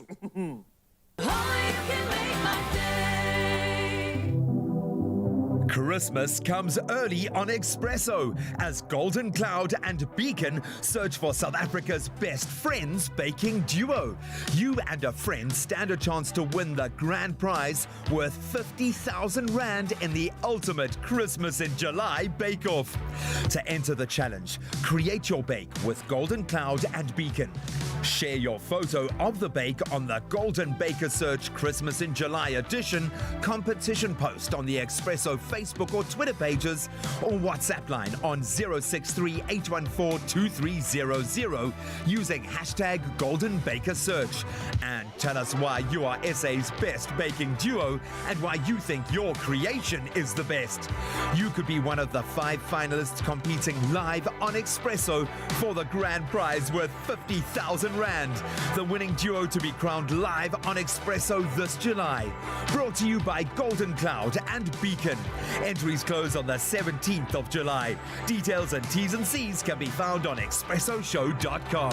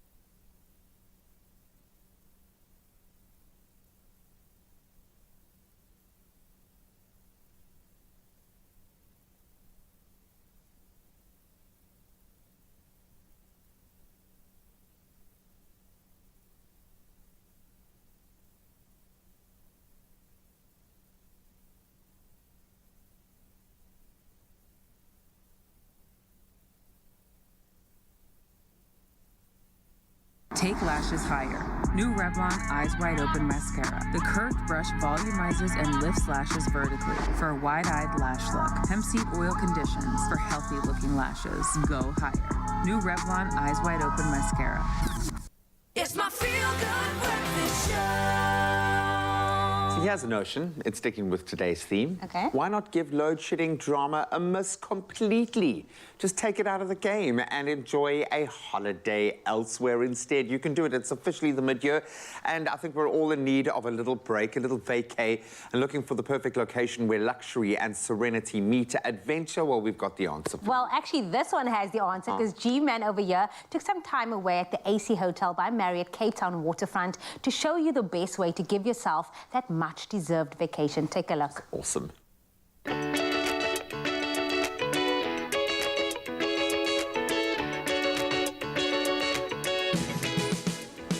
When it gets to the mid-year, I think most of us can do with a little vacay or a pick-me-up, or at the very least, a little spoil yourself. Hi, how are you?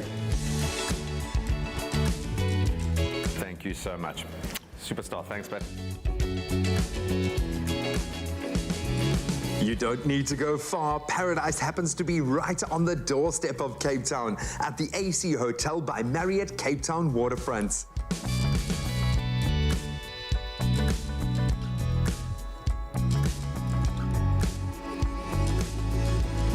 From a delectable continental to the all-inclusive hot breakfast, there is something for everyone who's ready to eat.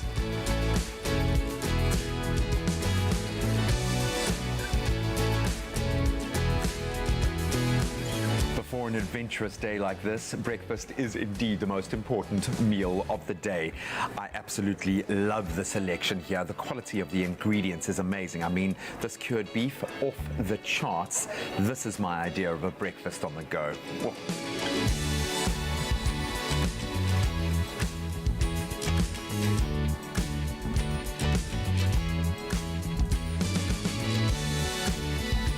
The captivating scenery of our beautiful city is bound to make you feel at ease. With a 15-minute complimentary ride to the V&A waterfront from yours truly at the AC Hotel by Marriott Cape Town Waterfront, you'll be saying, "Hoosa."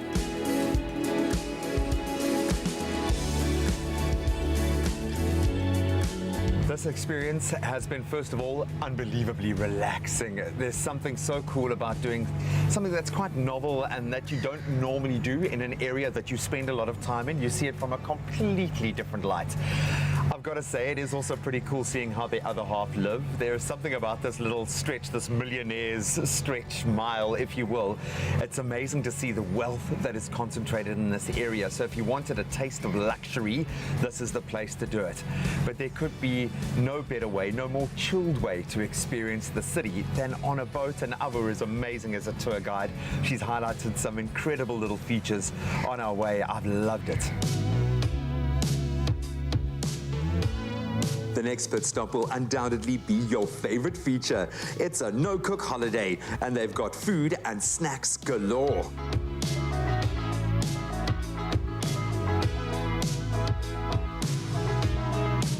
Well, when off adventuring, one needs to keep hydrated and fueled. And of course, the AC Market is the perfect stop-off point, open 24/7. You can grab a bite on the go, stay recharged, and get back to the adventure.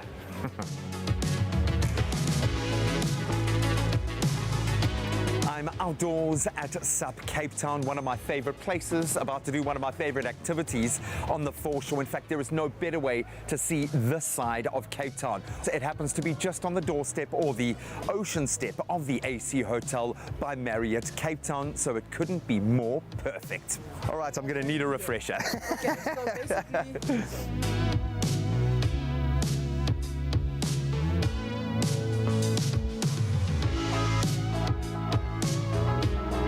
It is so awesome to get back out on the water. I'm always a little bit shaky. That inner ear of mine always takes a bit of getting used to when we're out on the water. But so cool catching up with Buntu as well. We've spent a few moments out on this canal together, and he's just awesome as a tour guide, so that was great. And I think SUP Cape Town, they deserve massive kudos for bringing this culture to the City Bowl, because it is without a doubt the best way to see Cape Town. It's rustig, it's nice and social if you're going with someone you get on well with, and it's also just a quiet time to think and take it all in. Absolutely loved it.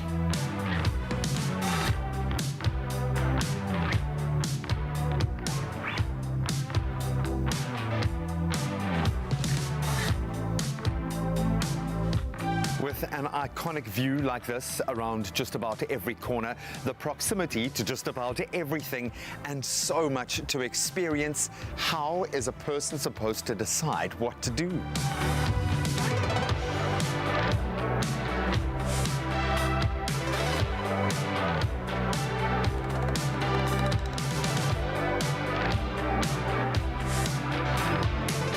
Words are actually needed, I don't think, and it's just as well, because just taking in the scents coming out of that kitchen, I'm salivating so much I can hardly speak. Let's tuck in.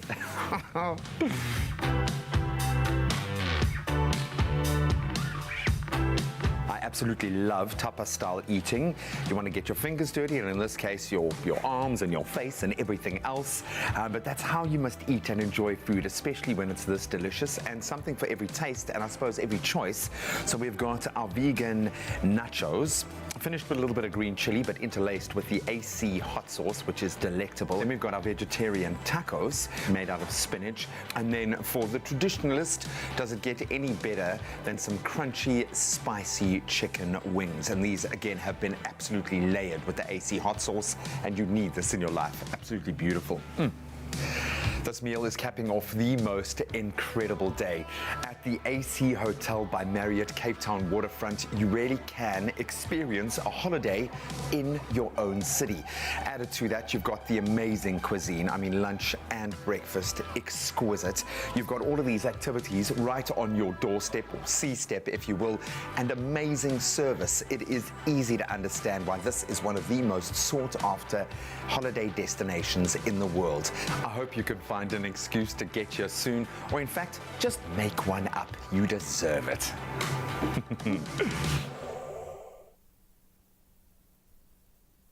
Oh, and yes, it was as delicious as it looked. Absolutely awesome experience. And the AC Hotel by Marriott Waterfront Cape Town is now giving you guys the chance to be on a holiday in your own city. You can do it. And for those of you that are flying in, it really is the ultimate holiday destination. You've got a little bit of everything. And the added bonus, if you book now, you can enjoy up to 20% off with Winter Marriott Bonvoy Escapes on your next weekend stay. So I do suggest you capitalize, but you can go get all those terms and conditions that apply on Marriott expresso.com. Get all the info and then start enjoying a holiday in the middle of the year in the city that surrounds you. Absolutely love it. Okay, now we have FOMO because we all deserve a staycation like G-Man. Yeah. But maybe we should just take a moment, think about the memories. Speaking of ways to create moments and memories on holiday, it's all about the joy that comes with it. Now, it's time to hit the pause button and get into our segment this morning. It's called Moments, Memories and More. And today, all the questions are about joy and about play. So, G-Man, have a seat. Are you ready to go? After you had a lot of joy and play in that. Man, I missed that meal. Good. That was so good. That is joy. That is joy.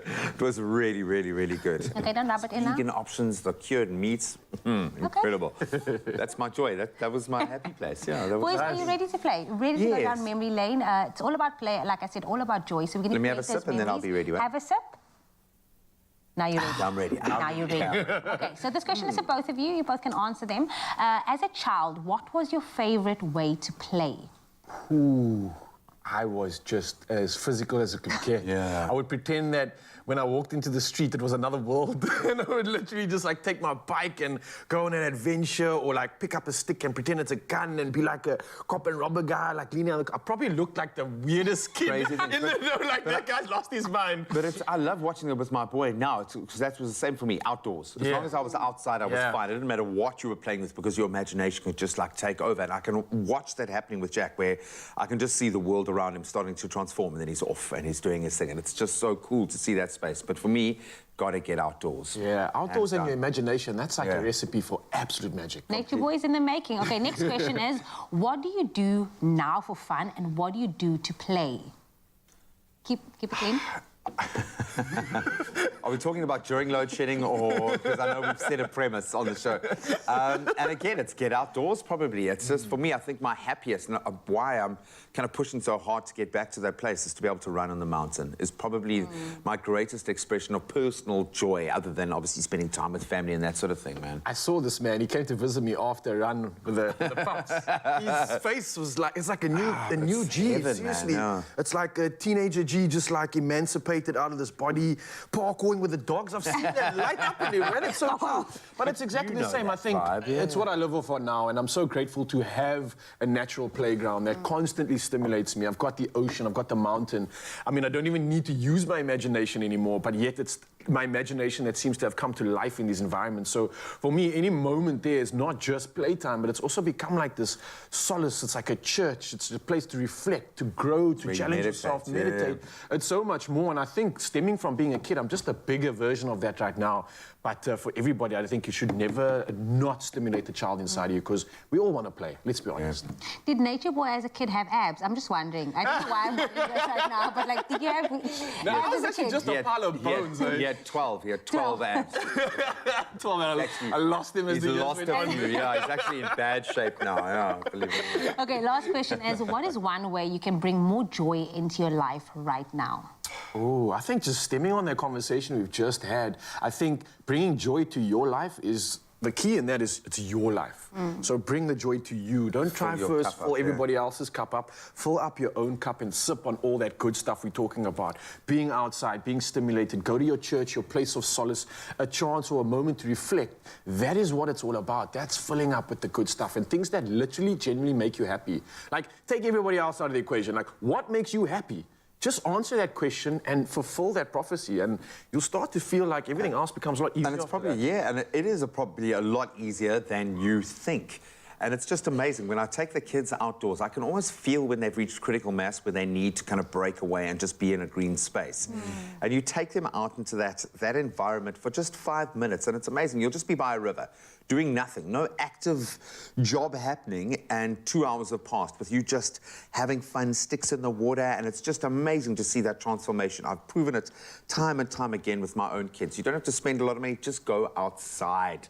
Go to your closest park and just be out there and enjoy it and breathe. And just literally listening to that makes you want to go, I'm still hungry, though. I look at the two of you and you bring me so much joy and so much happiness, and hopefully that has inspired you, Mzansi. Now, one way to bring more joy into your life is to laugh more. Now, this week, we want to tell you, or we want you to tell us who the funniest person you know is. Now, share your answer with us on the Expresso Facebook or Twitter page and use that hashtag more than a rusk in your entry. Now, one winner will walk away with 2,000 Rand in cash plus a delicious Oma Rusk hamper. You all want it. Now, you do have until midnight today to enter, so get on it as soon as possible. Those T's and C's do apply and can be found on our website, expressoshow.com. Good luck to all of you. And you have the crunching of the rusk while you're talking. Sorry, it's a bit rude. I heard that, but it's okay. I'll forgive you, only because you bring me so much joy. That's just so Are you nice.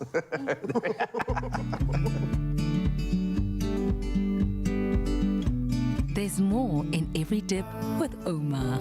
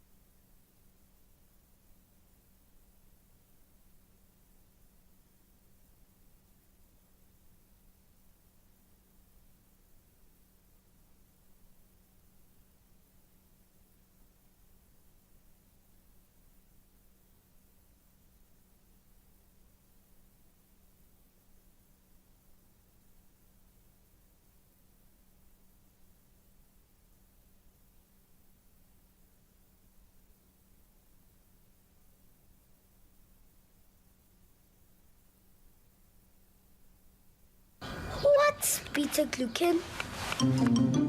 Hello, do you know what beta-glucan is? What is beta-glucan? No one knows what beta-glucan is. Beta-glucan is a natural fiber in jungle oats that helps lower cholesterol and keep hearts well. Jungle, do life with heart. It's my feel-good breakfast show. Yes, welcome back to Expresso, the beautiful show where we get to celebrate with you, Mzansi. So thank you so much for joining us this morning. And of course, if you know about the show, then you know it's all about bringing light to load shedding this morning. Side eye, yeah. Yeah. Anyway, winter without a heater definitely sucks, especially if you don't have the right one. But how do we actually decide on what to get? Well, here's the thing. Games got you this season with all of the essentials that you need to beat the winter blues. Now, Mr. Raul Demone over here, he went in a store at Canal Walk to load up his trolley with the hottest, the unbeatable deals, guaranteed to keep the cold at bay. Take a look at this.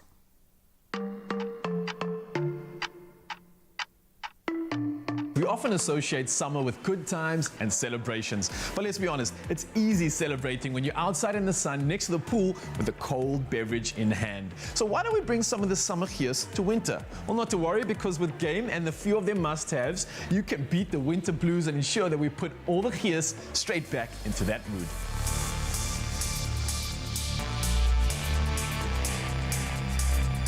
Shopping here at Game is awesome. They have so many options when it comes to beating those winter blues. I'm seeing options with apparel, so many tech options and solutions, and I mean, the list just goes on. On those days when it's really cold, it can become quite a challenge and it can get quite tough to get out of bed. For me, beating the cold in winter means just trying to stay active and keep moving, or wearing lots and lots of layers.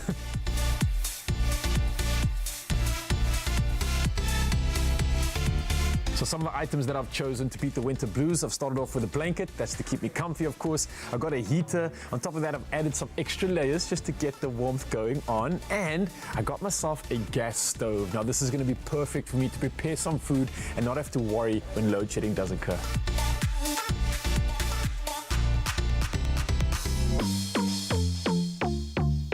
So out of all the incredible items that I've got on my list, one thing that stands out for me is the 2-plate gas cooker. Now, I've got this goal where I'm wanting to get my cooking skills on in winter, so I think this is going to be the perfect opportunity for me to never stop doing exactly that.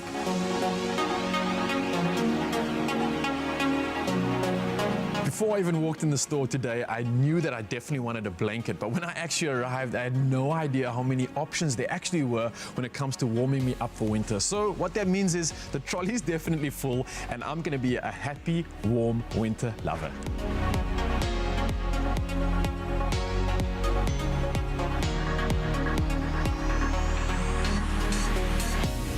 Now look, it's sometimes difficult to find a one-stop shop that has everything that you need, especially when it comes to great quality as well as low prices. Luckily, however, Game has us covered, and they have so many options, especially when it comes to those favorites on your winter list. What am I talking about? There's items such as the following. We've got the Gold Slim 9-air fin heater. We've got the Pure Pleasure non-fitted double electric blanket. On top of that, the Dolce Bubble charcoal blanket, and slippers and robes to match any winter occasion.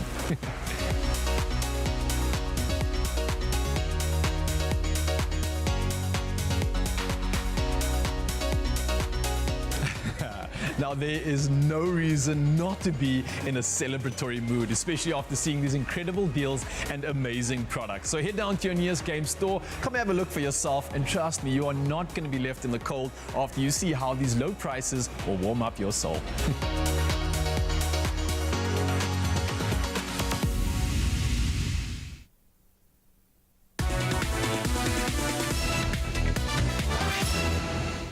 Oh, wow. You are sorted for winter. Game has got you covered this season, making sure that you have all your essentials, keeping that cold at bay. It really is. It's keeping the winter blues at bay, especially with all the options that you've clearly seen there. And it's not just stuff to keep you warm, but the things that look good. They're so practical, and it's so well priced too. So whatever options you're looking for, of course, I know this week, and especially with the theme of the show, you want to head over to Game and beat all the winter blues.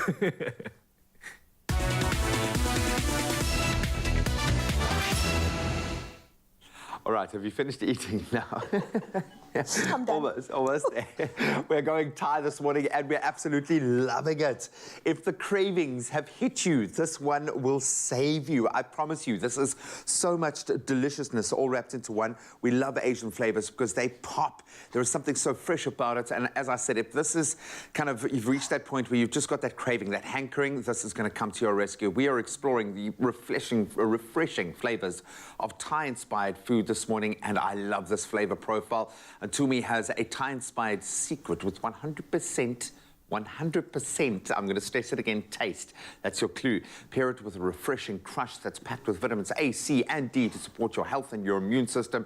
And you add a double dose of goodness to your day. Yeah, that's why I couldn't exciting, wait. I couldn't wait. I had to have at least one chicken wing before we start. Just the go bam and eat it. No, we've got lots. We've got lots, and we're going to make more because the people are hungry. We need to feed them because this is a bit of a crowd pleaser. First of all, before we go too far, when you eat your chicken, do you eat it all the way down to the bone? And I give it a go. No, Uncle Tubbsby has. I always think of him when I eat it, and I'm like, no, you'd be disappointed in me. Just go for it. Just eat it.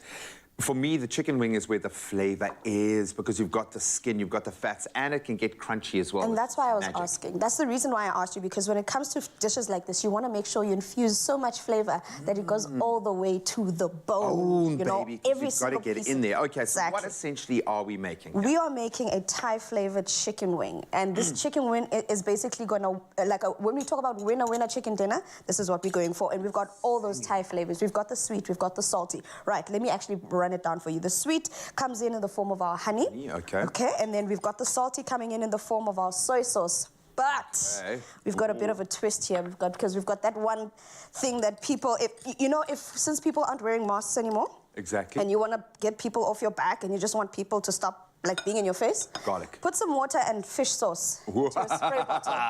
And if anyone comes too close, they will know all about spray it. away. But that's one of the staples, and I think this is the joy of Thai cooking, okay? And with all due respect, because to make it perfectly, you've got to kind of work within that framework. But it's simple flavors. Simple flavors. Balance. So it's all about having that balance of salty, sweet, and umami and mixed together. Exactly. And we've got the chili, we've got the spice in there, Bit of we've got the heat as sour. well. And normally you'd also want to add a bit of creaminess in there, but you don't need to. That's why we're adding a bit of our clover crush into this mixture as well for And that again, citrus fresh, flavor. pop, bam. I like that. Okay. Just How pour much about can I just weigh? 3/4 of a cup. You can... Thank you. Say that like I'm going to just be able to know that. Another kind of element, foundation of Thai is beautiful, fresh, whole food. The fact that you're eating crunchy vegetables, there's that textural element as well. And I think this is where Thai becomes such a great health alternative because you're still getting the flavor. You're not skimping on that, but you're able to still get your fresh veg in, fresh flavors, a lot of herbaceousness. Yeah. Herbaceoustivity, is that a word? I don't know. What it's not a Graham word. said. Okay, so I've got some beautiful julienne veggies here. What's going on? You can just mix them all up. You see, the fun part about Thai cuisine as well is that once it's prepared correctly, you get the freshness of that food. You get the sense of basically having Thailand on a plate. But then they're so pungent, like we said earlier when we made the beef fillet. The flavors are so strong that it is important to balance them, but also just to make sure you go in as naturally as possible. You see, we've kept all our julienne veggies as natural as they are. We've kept the carrot as it is. We haven't added too much. And also the one thing about the sauce that I'm making here, it works as a marinade, it works as a dressing, it works as a basting sauce. Because if you could, once we've made these chicken wings and you've perhaps started cooking them in the oven, any of the leftover juice that we've got here, add that into a pot, add some corn flour slurry into that, and then baste the chicken wings in that sauce as it's cooking in the oven. Wow. And that just adds another level of flavor. Don't waste any of that flavor. You've gone to such lengths to create it. I've just, because I had a knife, I chopped up my herbs a little bit just to kind of ensure a slightly more even distribution. I'm proud of you. And the nuts, when do we and how do we add? So that's another thing. Okay, so if you want to, you can either add your nuts to the chicken, or you can add the nuts to the slaw. I say add the peanuts to everything. Everything, man. So once the chicken is cooked, we're going to cook this baby in the oven for about 35 to 40 minutes, just so until they're nice and golden brown. I love the fact that we've got the chunkiness of like the garlic and the ginger and the chili, and it's got to be bird's eye for me. Absolutely love it. Beautiful. I'm going to add a little bit of peanuts into there as well. In fact, maybe we can... Beautiful crunch, delicious. Can I give you a... can I throw a spanner in? Do it. Do it. Pour some orange juice into that baby. I'm going to... Because then not only does it help with being somewhat of a dressing, but it also livens up your slaw or salad on the side. Everything together. That's why I was saying even the sauce that we made, you could have even used that as your dressing for just before you added the chicken. If you think about it, as complex as the flavors are, basis has been simple. And like you said, it's just about finding the balance of, you've earned a little refreshment. In fact, you've earned a lot. 100% refreshment, because you are my crush this morning. You're my foodie crush every day. I'm sorry, Clem. I love you too, guy. I really do love you, but Chumi Chums knows she's my favorite, my 100% crush. And with crush, you'll get 100% tasty, refreshing goodness in absolutely every sip, and a good dose of vitamins as well to help your immune system stay strong this winter. It does help, and it's the best way to enjoy any meal. And you can even include it into your meals as well, as we've done almost in every step of the process, in fact, today.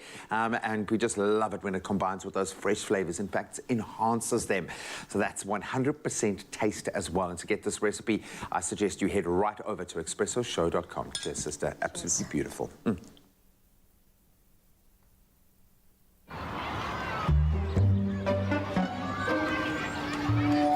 I'll swap my cake and my car for a crush. Sure?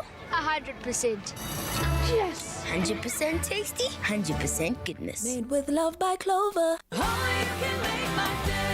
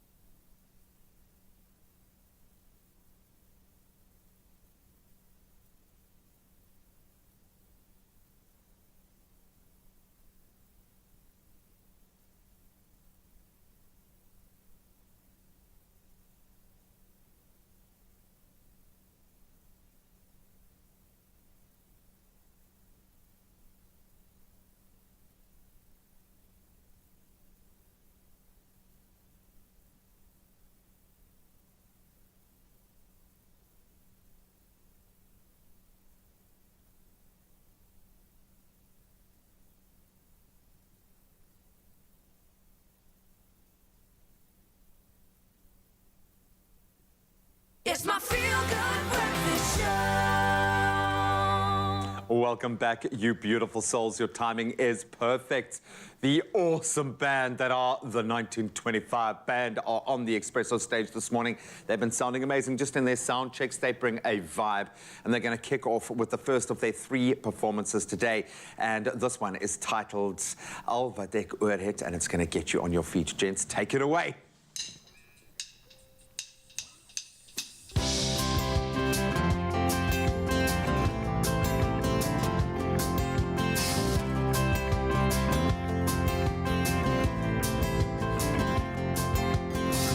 As die wind hier gaan lê en die son oor my laat so grond brand, soos jy sê, wys toe bal en die wysheid op dooie ore val. Jy is al wat ek hoor het, jy is al wat ek hoor het.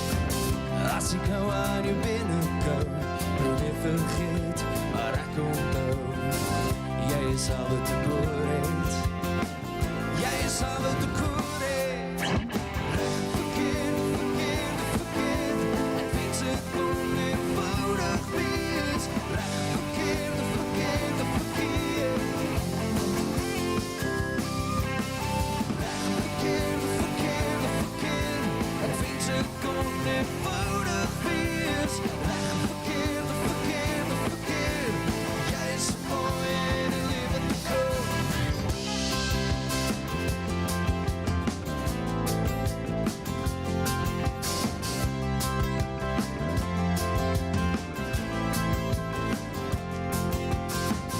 As die winter weer kom skree en die donker donder weer jou siel skoon maak, as die stilte aan jou ore klou, probeer vergeet, maar ek onthou, jy is al wat ek hoor het, jy is al wat ek hoor het.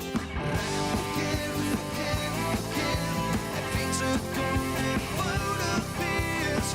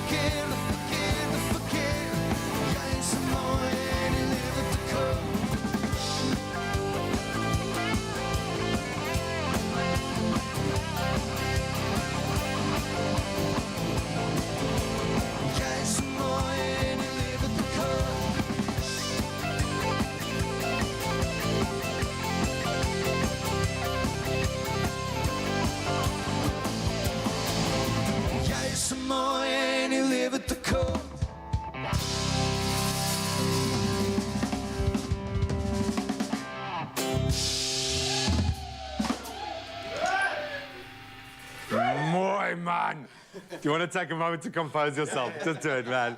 That is how you rock out at 2 minutes to 8 in the morning, okay?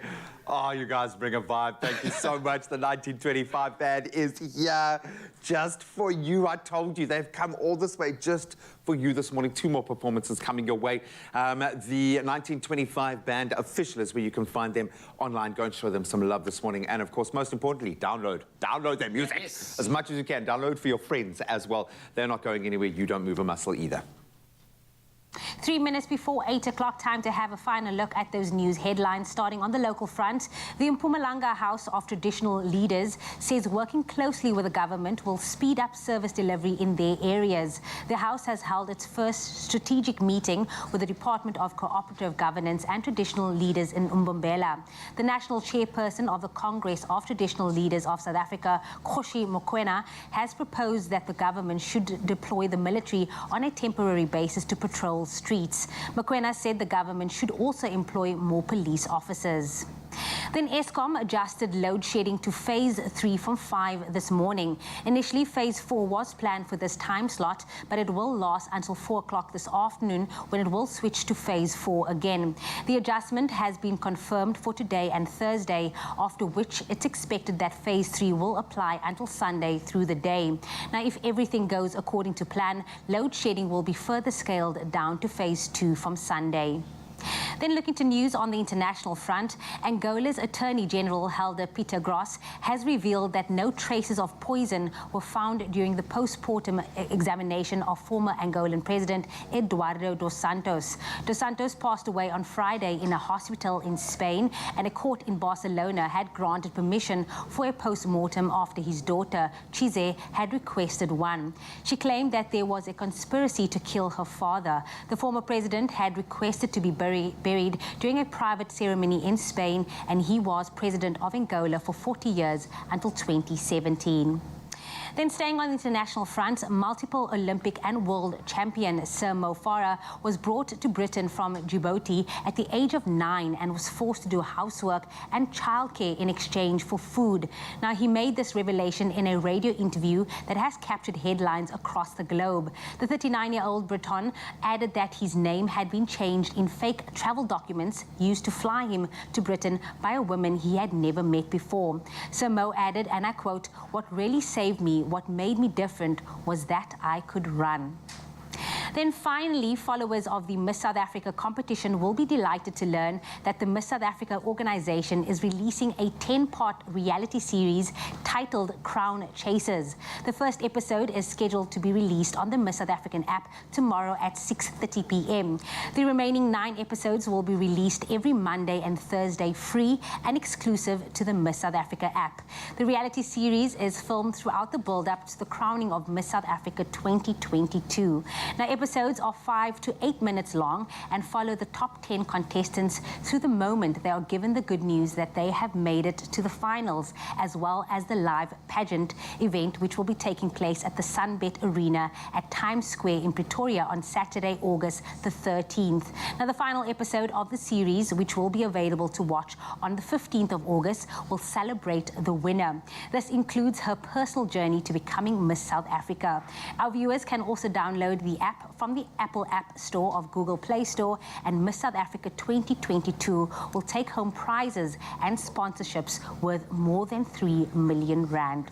That being said, that is where I leave your news headlines. It's time to have a final look at what's happening on the roads. Here's Raul de Mornay.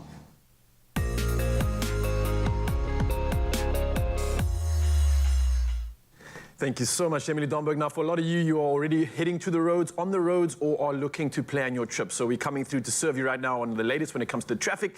And starting off in Gauteng, Germiston, there has been a multi-vehicle accident on the N12 westbound before the Gilulis interchange. Now, the center lane is obstructed and causing delays, so please approach with caution. Heading over to the Western Cape now and still reporting on the traffic. Century City on the N7 southbound, there is a congestion at the N1 inbound ramp and heavy delays are expected. So please allow for extra travel time as you plan your trip this morning.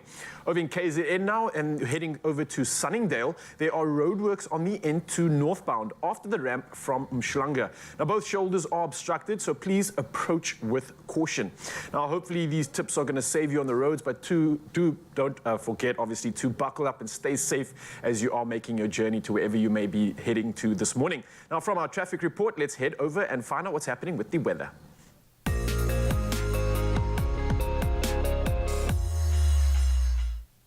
Reporting on all things with the weather this morning and something incredibly exciting. Some space news from something incredible. Now, NASA yesterday debuted its first batch of mind-boggling full-color images from the $10 billion James Webb Space Telescope. Now, this is the largest and most powerful telescope ever sent into space. Now, the long-awaited images reveal the deepest, most remote stretches of the universe never seen before. Now, an active star formation, an exoplanet, and the deepest image of the universe ever taken are among the images. Now, the telescope is stationed in a gravitationally stable orbit more than 16 million kilometers from Earth. Now, Bill Nelson, NASA's administrator, said Webb is able to cut through cosmic dust and see far into the past to the first 400 million years after the Big Bang. Now, he also said the following, and quoted, "We're going back to about 13.5 billion years. And since we know the universe is some 13.8 billion years old, we're going back almost to the beginning," unquote. Now, he said and added that along with every image being a new discovery, and each will give humanity a view of the universe that's never been seen before. Oh, giving me absolute goosebumps here, just anticipating what more can come from this, but we do look forward to it. For now, though, it's time to head from our space news to our sunrise views. Now, for our final weather update, we had this one sent in by Matthew out in dispatch, showing off this clear view of the sky from his home. And what a beautiful view you have there, Matthew. Thank you so much for sending this one through. Next up, we've got Kerry Takayoshi sending us this enchanting one. It's a pink and orange sky lighting up the greenery around Hermanus, and the ocean looking ever so inviting. And yes, it is still winter, believe it or not. Next up, we've got Trevor and Shlumayo sending us the stunning shot all the way out in Durban. I mean, look at that blazing sun reflecting off the ocean. It's like a beautiful, majestic mirror revealing all the beauty to us. Now, finally, we had another one sent in by our famous photographer, someone I got to meet and someone who's an absolutely beautiful soul. It's Nancy Govender, all the way from KZN once again. And I mean, look at this, a heavenly shot. Sun peeking through the clouds in the distance, above crashing waves, the perspective of everything just encapsulated into a glorious image. Well done. The bar has definitely been set here. I can't believe that half of you aren't even professionals at this, but we are so grateful for you sending in those pictures. So don't stop. Keep bringing it through and come through on the WhatsApp line. That's 063-408-8863, because you know how much we love to see your views from all around. So thank you so much, Zanzi. For now, though, let's take one final look at the temperatures across the country. And starting off in Polokwane, the day starting at 6, moving up to a high of 19 degrees. Mbeera sees the day starting at 11 up to 27. Pretoria, a chillier start of 7 up to 20. And Johannesburg, the day starting at 5. Potential drizzle coming through and reaching a maximum of 19 degrees Celsius.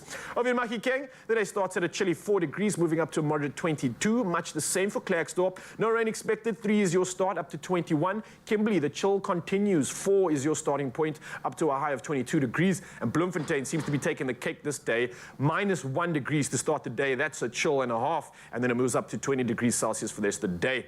Moving around the coast now and over to Richards Bay, where there is some sunny skies expected at a low of 12 up to 27 degrees. Pietermaritzburg sees the day starting at 7 up to 26. Durban, the day starting at a low of 14 up to a nice warm moderate 24 degrees. And Umtata sees the day starting at a chillier 6 degrees, but also up to a moderate 24 with no rain expected. Moving around the coast now to East London and hoping for rain, but not too much expected this time around. 11 is your low, moving up to 24. Cradock sees the day starting at a chilly 1 degree up to 23. Berga sees the day starting at 11 up to 19. And George starting the day at 10 degrees and up to a moderate chilly 18 degrees Celsius. Moving over to Cape Town now, in the mother city, starting the day at 13. Rain expected and only moving up to 16. So a chilly one indeed on your side of the world. Worcester starting off at 8. Maybe some rainfall, only at 1% chance, so potentially drizzle, but up to 18. Sutherland sees the day starting at a chilly 1 degree and only up to 15. But Uppington raises the bar a little bit, starting at 4, but all the way up to 26 degrees Celsius. Mzansi, once again, what can I say? Thank you for those incredible pictures. I am so looking forward to tomorrow and the rest of the week because, wow, those were incredible and you definitely put a smile on our dial. And let's carry on doing that. Let's keep the smiles going. Let's catch up with G. Let's see what he's got for us. I promised you another performance, and it's right upon us. We are loving having 1925 band in studio because they are rockers, and there's something kind of nostalgic about kind of rock that they represent. We love it. These guys are doing it I think giving us those weekend vibes on this Wednesday morning. And this, in fact, is their latest release entitled May Lieve Hemel. And it's got a bit of a 90s techno rock theme to it, which we are here for. Gentlemen, the stage is yours.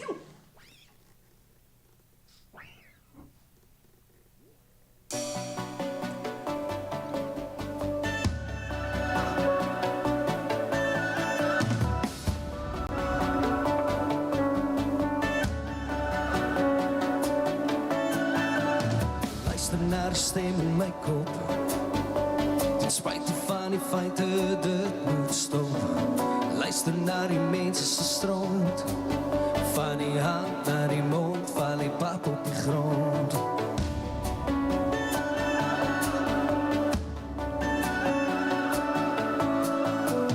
Bij al onze samelideeën, al ons geheimen nou opgeskeerd, los gemaakt van al die zeer.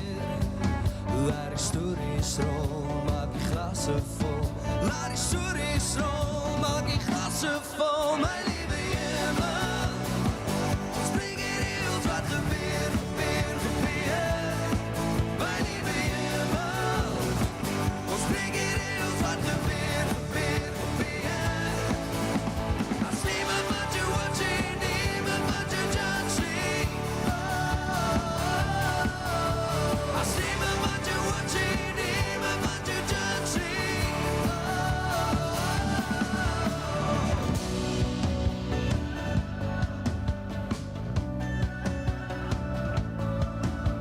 Het wordt iets in die realiteit. Ons is lang genoeg hier vastgepijnd. Losse stroom, kom ons joh.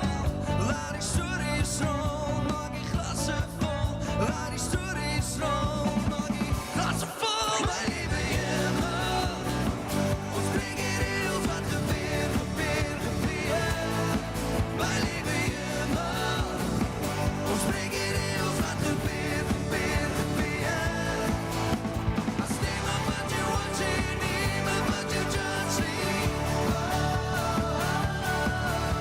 Als niemand wat je watching, niemand wat je judging.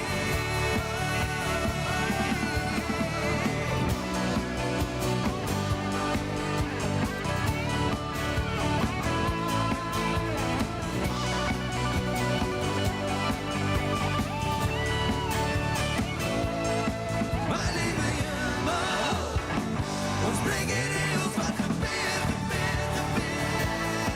Mijn lieve hemel, ons brengen heel wat gebeurt, gebeurt. Als niemand wat je watching, niemand wat je judging. Als niemand wat je watching, niemand wat je judging.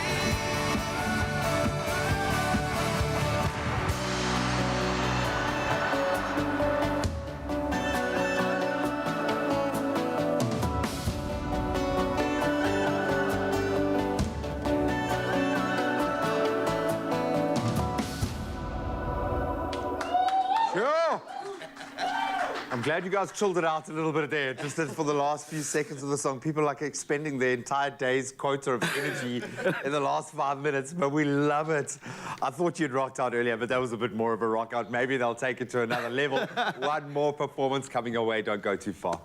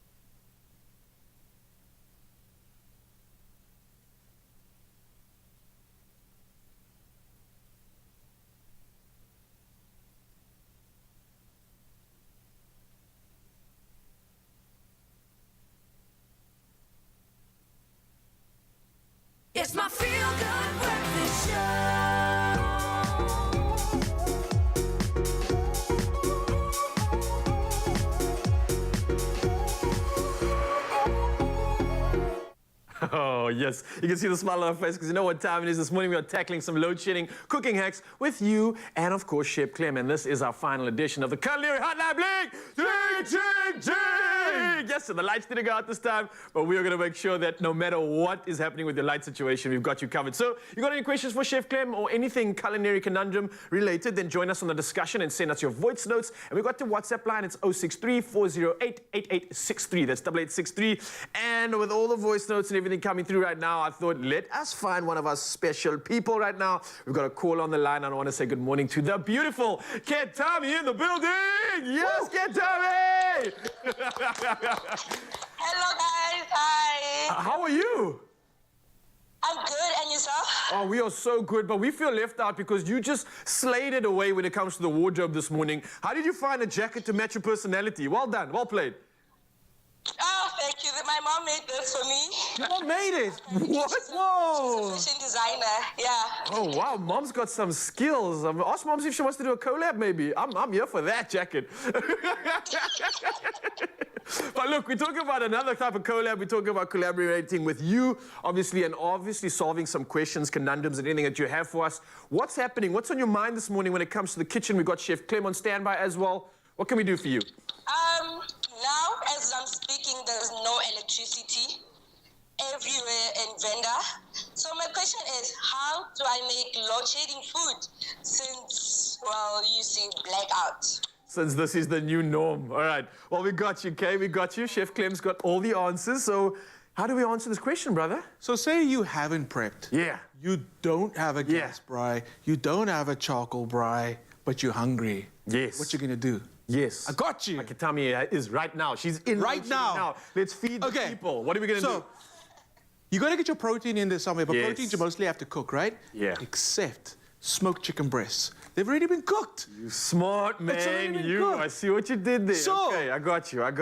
I've created, like, again, it's all about the here. So that's the thing about load shedding, make the most out of it. So we got the smoked chicken that's done. Okay?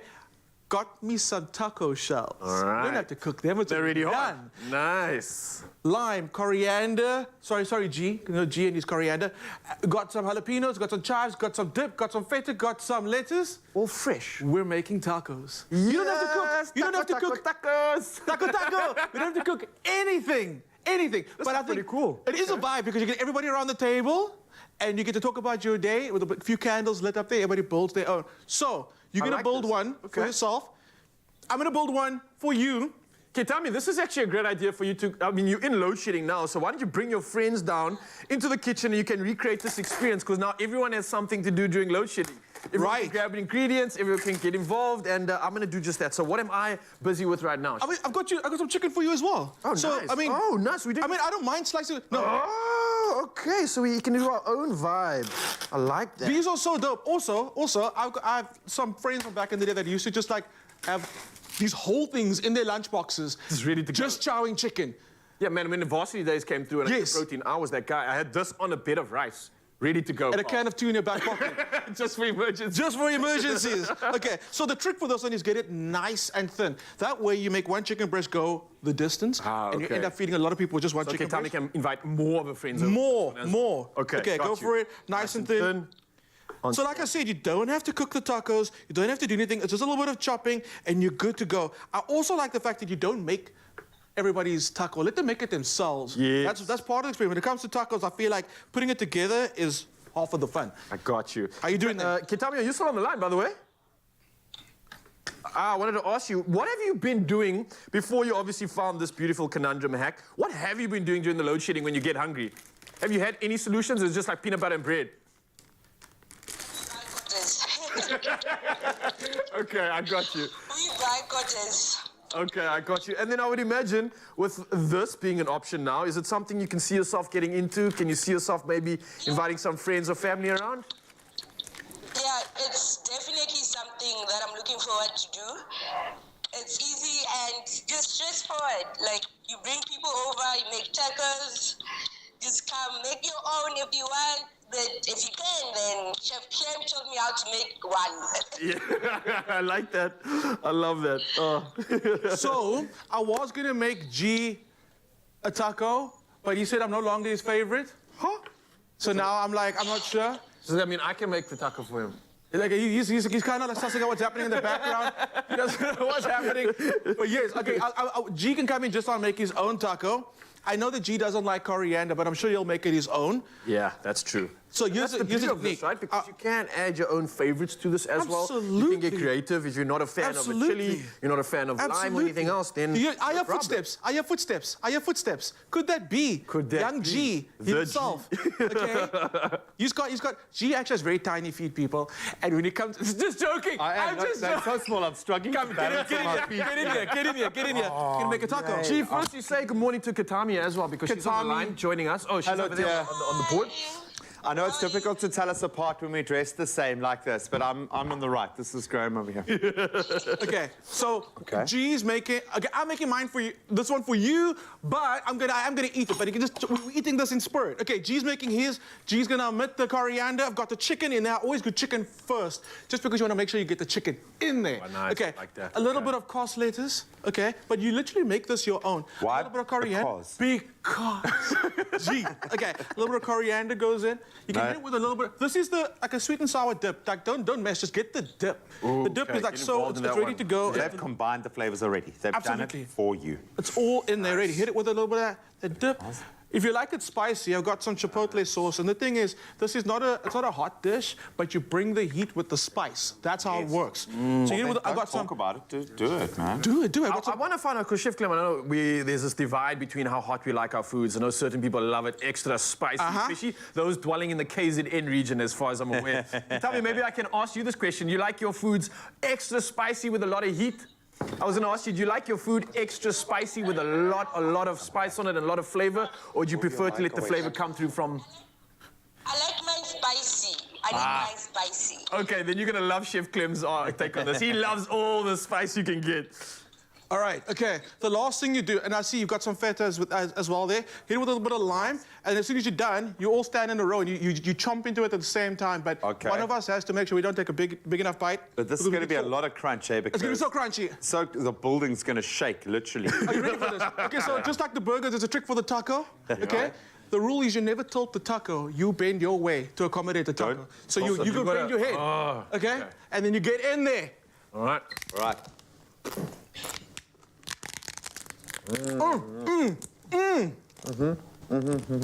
This is how you do a meal. No electricity, no heat, all the gears. Now, none of them can speak.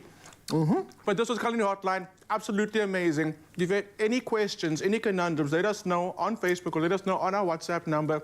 We're back next week answering all your questions. They can't talk, they can't say anything, but we're not done. We'll be back. Katami as well, thank you so much for joining us this morning. Love you, Jacob. We love you, and go entertain the world. The spice of life. Oh, man. The head tops. Hey, these were good, eh? These are really, really good, eh? Gents, one more bite for the people. Okay, talk the head, eh? 3, 2, 1, let's get involved.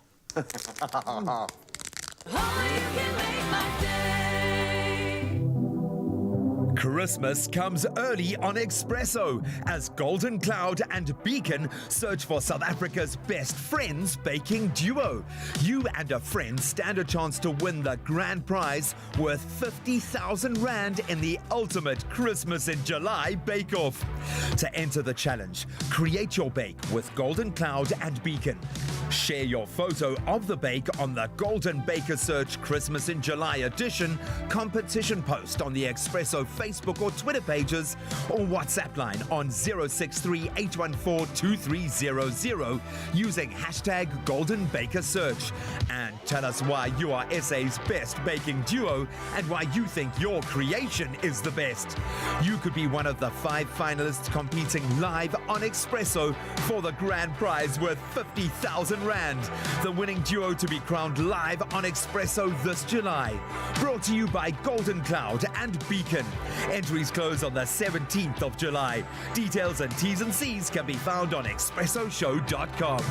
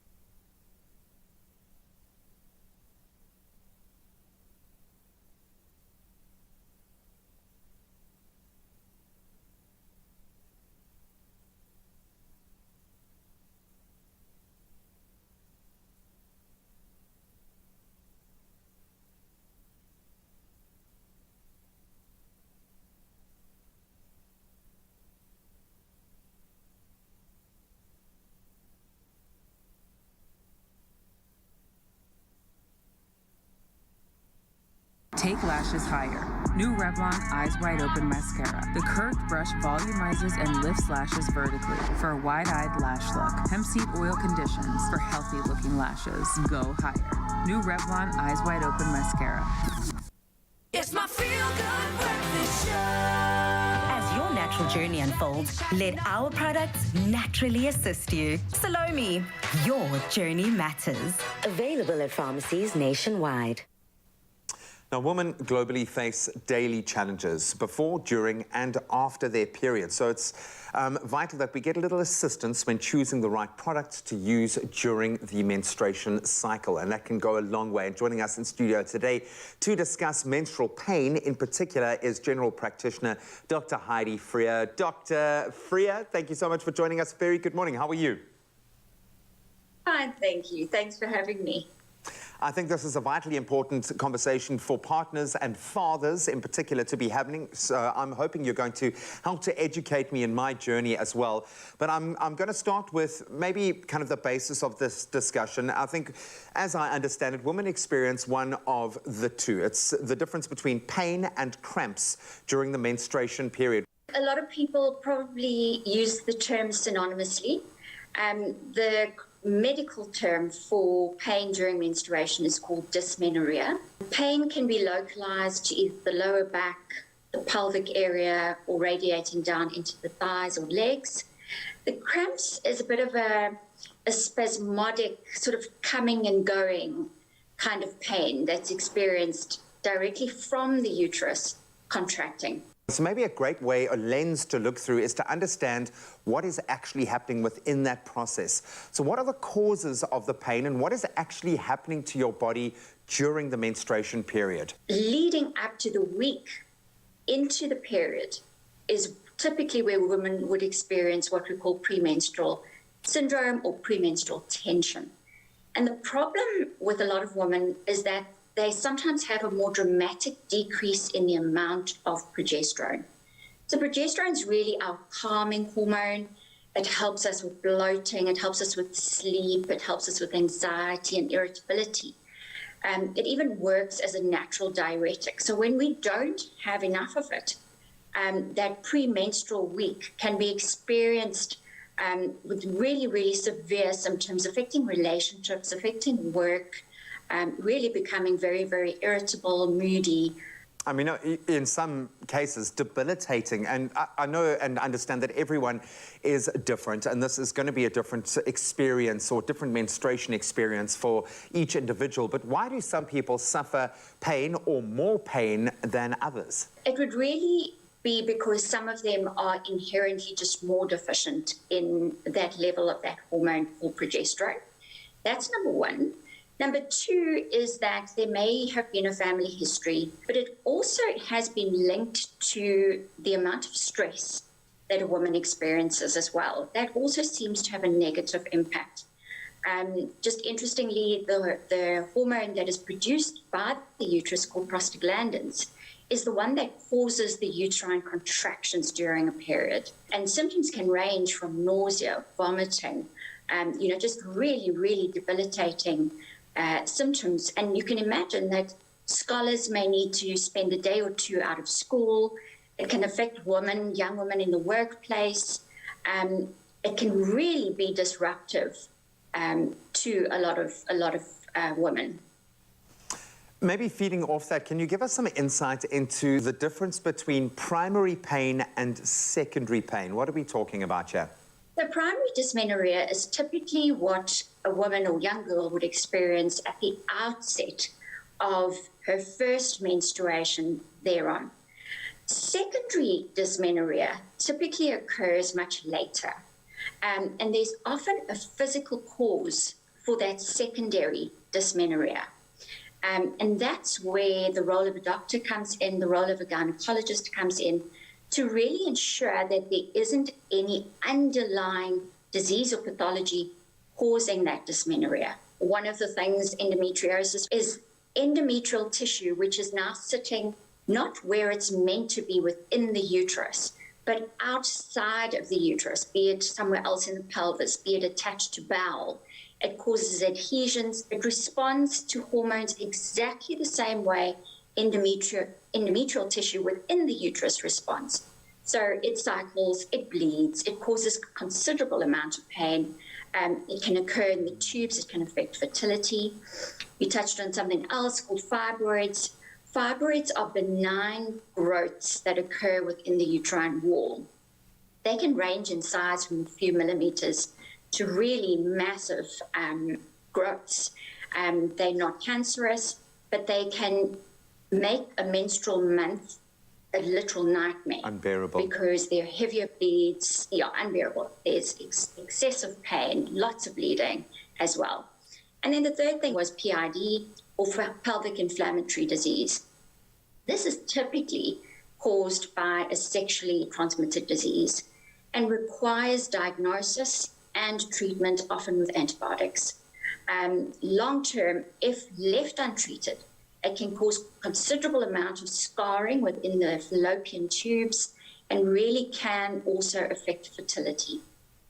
Well, you've just touched on it yourself, but what are some of the common treatment options when we start moving into the more serious space? When you cover these kinds of conditions, how do we go about that treatment plan? So I think first and foremost, it's really to try and determine whether someone is experiencing mild symptoms, moderate or severe. I often ask my patients to keep a calendar and to try and grade their pain out of 10. 1 out of 10 being minimal, 10 out of 10 being extreme. And if we can gauge from that just how severe their symptoms are, it then warrants investigation. Also, just how much of your menstrual cycle is your life being impacted by. And that should also be a good indication for moms, for dads, for young women to just seek out treatment. So knowing when the menstrual cycle is, knowing when that PMS week is going to be very enlightening. And so you can start planning around that. Reduce your stress levels at that time. Do less intensive exercises, yoga, exercises like that are preferred. And then more medical treatments would be analgesia, so paracetamols, anti-inflammatories, managing those progesterone levels, even with some natural herbal products, can be a great option. It is fantastic to have guests like yourself to be able to tap into, certainly from a father's perspective. I found this really enlightening. Thank you so much, Doctor. We really do appreciate your time and your insights. Thank you so much for having me.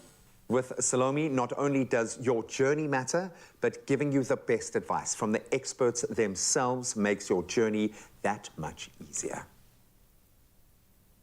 On a monthly basis, all of us powerful, fierce women deal with our menstrual cycle. But why let it affect our lives? Anywhere I go, anywhere I be. As your natural journey unfolds, let our products naturally assist you. Live your full unfiltered life with the Salome range for PMS, menstrual pain, and heavy menstrual bleeding. Salome, your journey matters. Available at pharmacies nationwide. As you can see, we're all about that survival guide, be it for your health or even simply during the dark. It's whistling, it's the sound of something amazing happening in the kitchen. But what did South Africa use before candles? Electricity. Load shedding has such a huge impact on our daily lives, especially when it comes to meal prep. Chef Clem is excited. Why are you so excited? Because I got the joke. What did South Africa use before candles? Electricity. I got the joke. But you gave the joke. Yes, I'm glad that you got it. I got it. I got it. Person. What's whistling in the background? My first item to help you conquer load shedding, a whistling teapot that works on a gas stove. Okay, I was just going to be like, don't you need electricity for the teapot? No. If you've got gas, this is an absolute saver because you don't have to plug in your kettle. You can boil kettle directly on the gas, and the nostalgia of a whistling kettle is an absolute must. So get one of these, okay? I was like, Done. why are you whistling here in the kitchen all the time? Lucian in the background. Do you know what? I think it's by time we actually put your face on as the new face for load shedding. Uncle Cyril, we need to speak to you because, Clem, you're coming through with all the hacks this morning. I almost feel like you are sorted for the entire duration of load shedding. But I'm here to help everyone else do the same. So like I said, the first step, get the kettle. If you've got a gas stove, get it. It's a game changer. Also, if you are cooking on a single gas plate at home, still, get that. It really does change so much, especially now while it's really, really cold. Being able to make a cup of tea, coffee, hot chocolate, whatever you want at any time you want, Game changer. Sorted. Want to Sorted. go on to the next stuff? Oh, I've got so many. Please. Okay.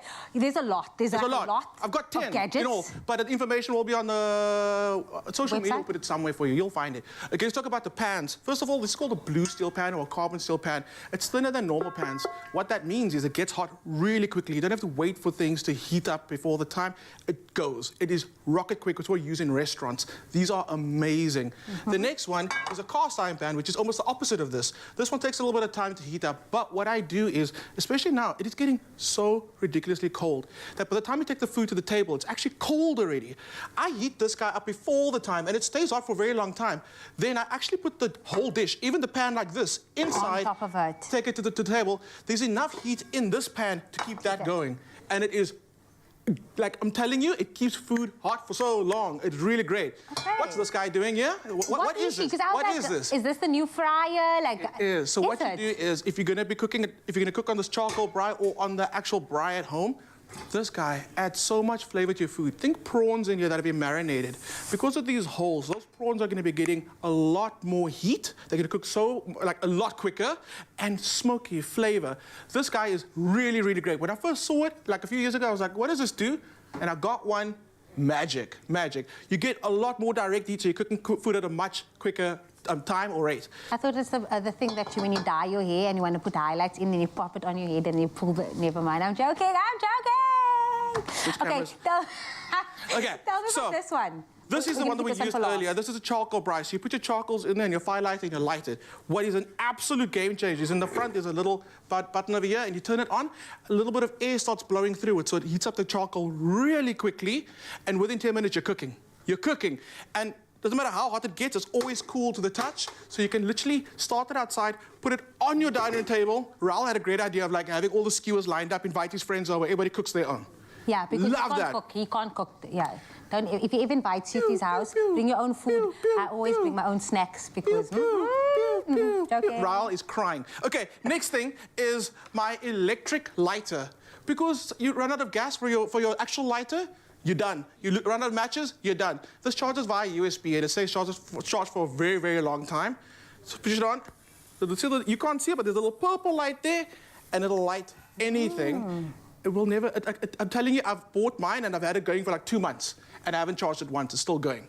So that's that one. Also remember to charge it, because so often we forget that we need to charge the things before load shedding hits, but that's a great hack as well. This is a magnetic torch that I got like 3 at home now. So what I do is also with this guy, because it doesn't have a light, I actually stick it on the side, turn the light over, and then you can actually see what you're doing on the thing because there's a light. And if you're feeling the vibes, you can literally have a little party. I mean, what's up? It's so cool. It's so cool. Spoke about the flask, and I'm telling you, this is an absolute... You have to get a flask. During load shedding, these are really, really great. I got mine right over here. Jaffle iron works so well on the braai, but also works really well on here. And the thing about, like we spoke about earlier, load shedding's happening, we understand it, but we kind of embracing it in the sense of making it our own and creating a vibe every time the lights are out. That's the one. Don't skip on your coffee, get a mocha pot, also goes in there, also goes on the gas. You should not be deprived of your coffee during load shedding, ever. Where we at? I think, have we done everything? We've done everything. We've done everything. But I feel like you've given us so much... These are my top 10 from Woolies. Get it now. This is how you take over load shedding. You're done. And Africa. People are inspired by you that they're sending through voice notes right now on the WhatsApp line. Take a listen to some of them that has come through. Just charge your rechargeable lights and keep going through the day. Didn't hear? I don't know. He's still quiet. Oh, rechargeable lights. He's using rechargeable lights. Love that. Gail also came through. Let's take a listen. Good morning, Expresso. My name is Gail. I would just like to give you a tip what me and my mom does during load shedding. We cook on a gas stove. For light, we use a long torch. There we go, Gail, we got you. You and Chef Clem, same WhatsApp group. Samantha also came through with her voice note. Let's take a listen. Good morning. I like load shedding and my name is Samantha. I like load shedding because I like to braai, and braai is healthy stuff, and it's healthy to eat braai and to braai your meat or anything else, or make food on the fire like pochi. And I like to use candles when it's load shedding, then it's like romantic. Samantha is sorted. Braai, potjie kos, all the favorites. We're going to Samantha's during house. load shedding. We are all coming to your house. Timmy also had something to say. Hi guys, I can tell you about load shedding. Load shedding and camping, same thing. We need to embrace load shedding and the people need to live life the way it's supposed to be. No light pollution. That's the way to go. So just change the name from load shedding to camping. Done. I love South Africans. We just embrace it, we just become resilient, and we absolutely love it. Of course, you at home, make load shedding more bearable with Chef Clem's top 10 load shedding essentials. This is all from Woolies. Of course, you can shop these items in store, online, or on the Woolies app again. Cyril, we want this face for the new face. I'm out. I'm going home to the light. I'm going home to the light of my life before Eskom comes to fetch her too, because I'm done. I'm done. South Africa's been great. Bye.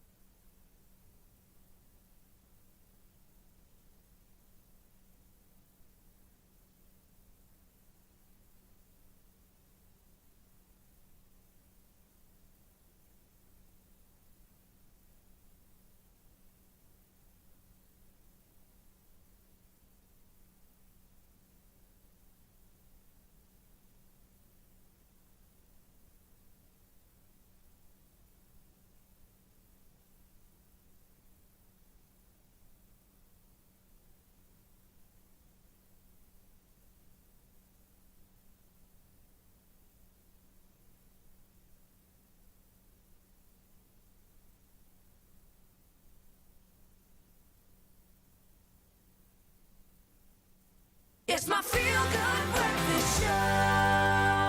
Oh, you know, we have done some incredible things on the show today, and I'm loving spending it with you, Mzansi. Now, one thing that we haven't done is gone to one of my favorite towns. You know where that is? Where? Got to do this lyrics.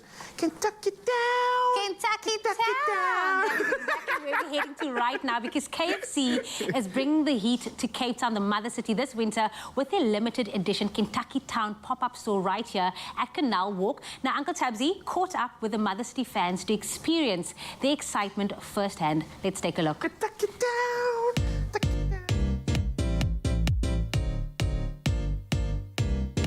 Let's dial up the heat a little bit, okay? Because from the 7th to the 17th of July, KFC will be reopening the doors to its very popular pop-up store, Kentucky Town. And this time around, they're bringing all of the goodness to the people of the mother city. It is, without a doubt, the hottest place to chill this winter.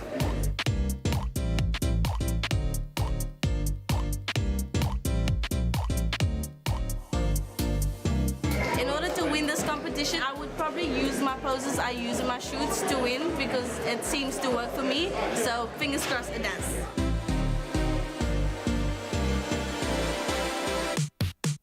Okay, so when they say it's finger licking good, it's an offer, not a challenge, because to pay homage to the mother city and the culture of Cape Town, this menu at the Kentucky Town Cape Town includes a Gatsby, for example, some deep fried Oreos, KFC chachos, dunked wings, Simba Crunch single wings, and a midnight mojito. Okay, you want to bumper? You want to chill with the big boys? Get yourself here. The thing that I have my eye on in this menu is definitely the great KFC Gatsby. So KFC put out a Gatsby, their version of a Gatsby. Who doesn't love a good Gatsby? And for dessert, I think I'm gonna try the deep fried Oreos.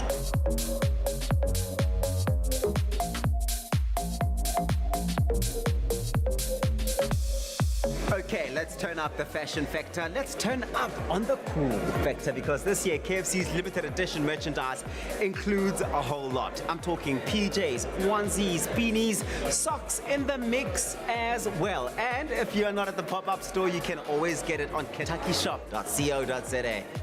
Okay, we're shopping, and that is what I'm talking about. I love this year's line. It's so amazing, especially the hoodie. I'm loving the tracksuit, and the material is so nice. It's actually soft, which is so nice.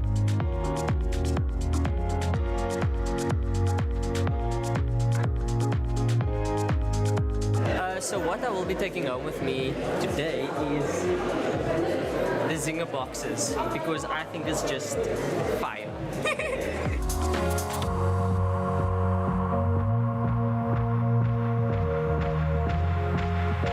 Being a part of the Kentucky Town pop-up store experience has been so amazing. It's winter.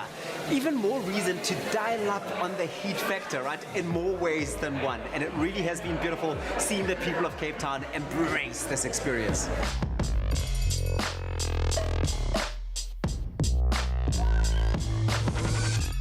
Listen to this. This one has got my full attention, and hopefully if you are a well-styled and well-groomed gentleman here in Cape Town, you're going to love this one. Introducing the Colonel's Beard Oil, inspired by the 11 secret herbs, okay? And if you are maybe looking to cozy up this winter, they've also got the KFC limited edition fire logs, which are available for you to purchase at the pop-up store.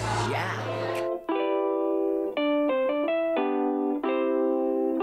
I really like the KFC fire log. It smells exactly like you're sitting in KFC. The aroma, the smell, perfect to take it over. Perfect. I haven't tried the Colonel's Beard Oil, but I think I might need some.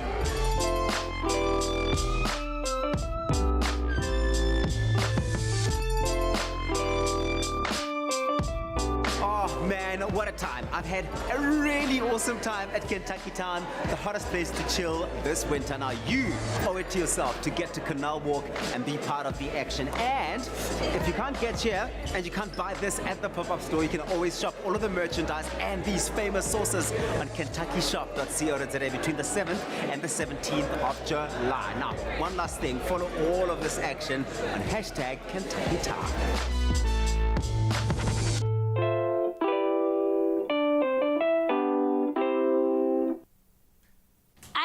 I'm the only one. Have you gone? No, it looks like such a vibe. Did you see the onesie? How cool is that? Merch, the food, the spices. G said the other day, or this morning actually, he was drinking the sauce. That's how good it is. It's a KFC pop-up store right here in Canal Walk. Go and check it out. Go take some pictures. Share it with us on our social media pages. We'd love to see you doing it. And maybe do your dance as well. Kentucky Town! Kentucky Town!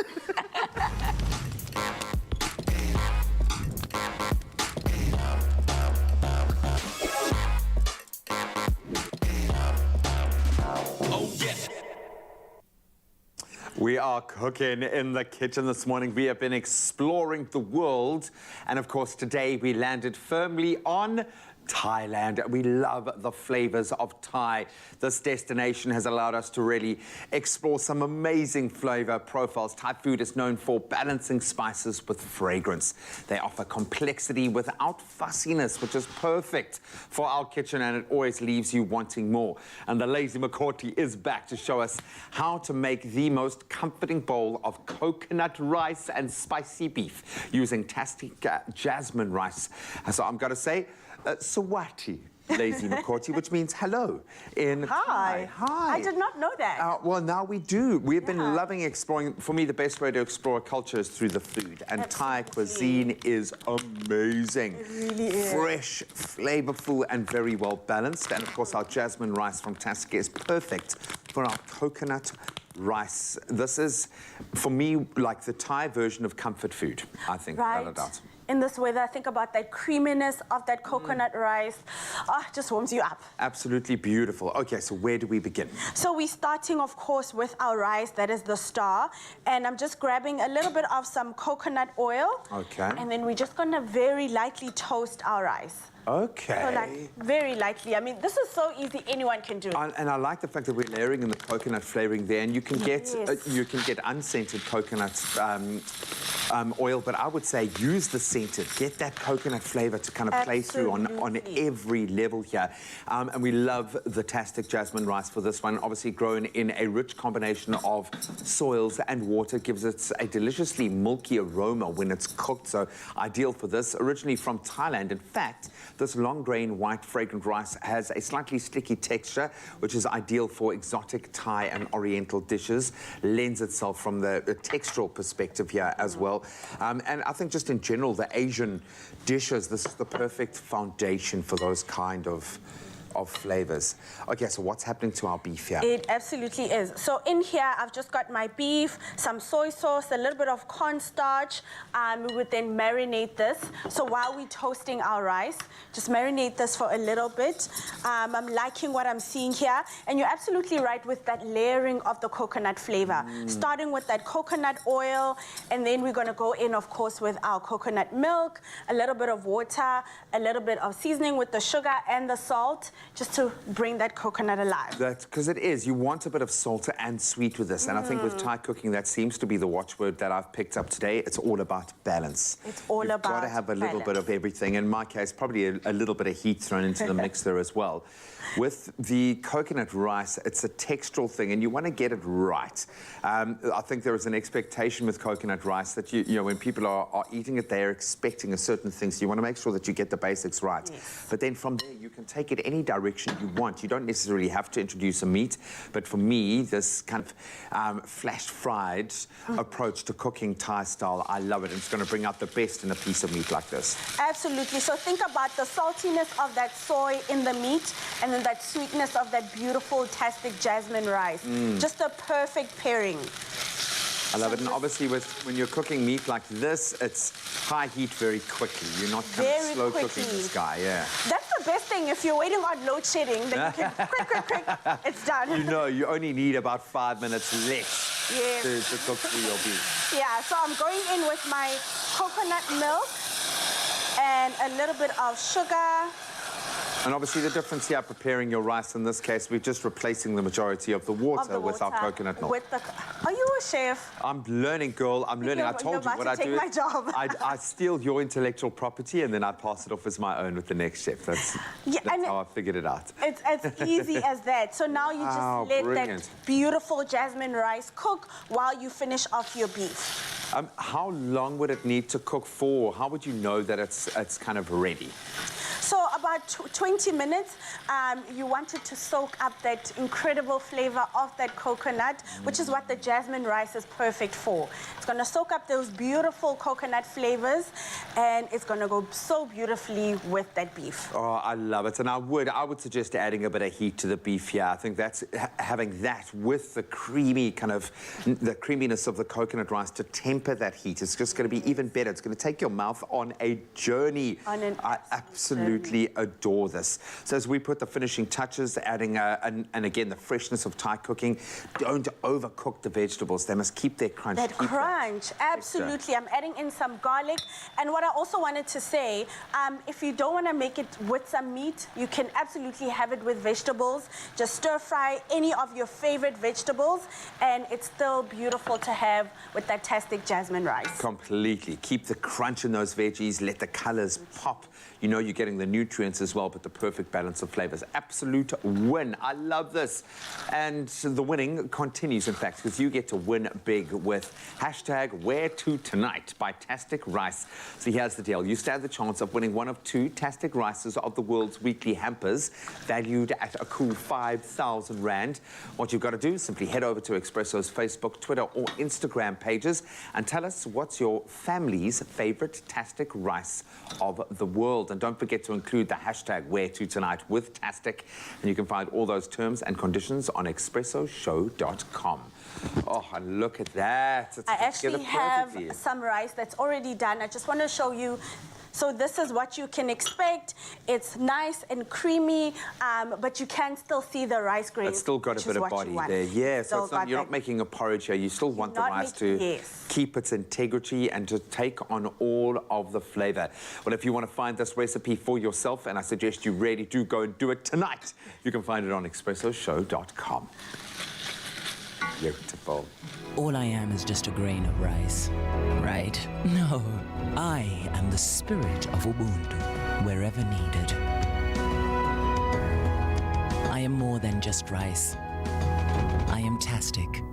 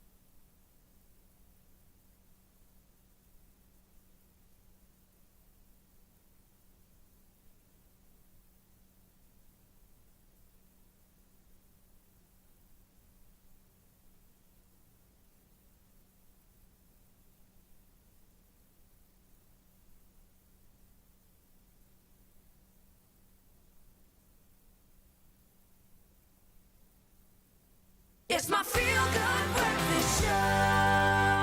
Welcome back, everybody. We are rounding off the show this morning with the 1925 band with the title track for their second album, Eintlik Nogal Baie. Now, this is also the theme song to the 2016 movie by the same name. Boys, take it away. Eintlik nogal baie, dink ek aan jou. Eintlik nogal baie, hou ek van jou. Deur die jare gekom, jou gesoen en vasgehou.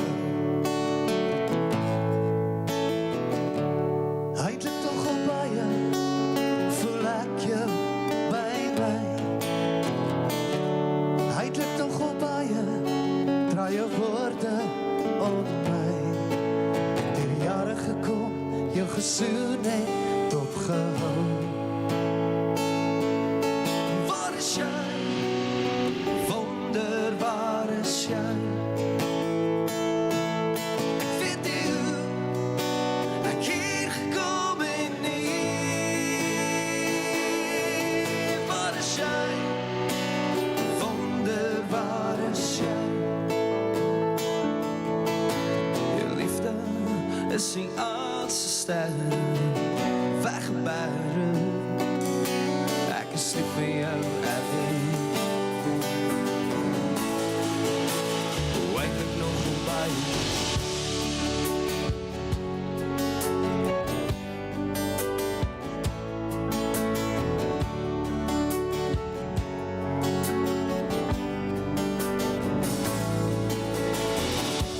Ahora que lo pienso, en tus ojos soñé. Ahora que lo pienso, te canto solo a ti. Enredarme en el tiempo, tus besos, moriré. ¿Dónde estás? Dime dónde estás. ¿Cómo explicar cómo llegaste aquí? ¿Dónde estás? Dime dónde estás. Nuestro amor es una estrella perdida en medio de la noche y te quiero a ti. Eintlik nogal baie.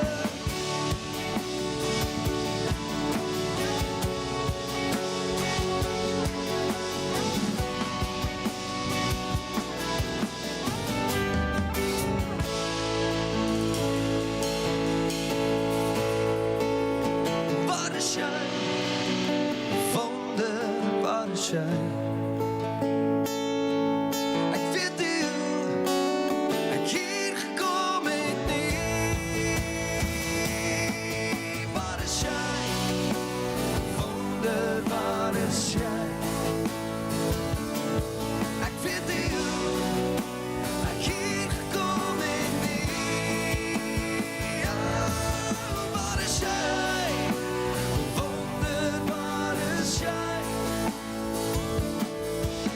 Jou liefde is die aardse sterre, weggebere. Ek is lief vir jou, Ellie. Ek is lief vir jou, Ellie.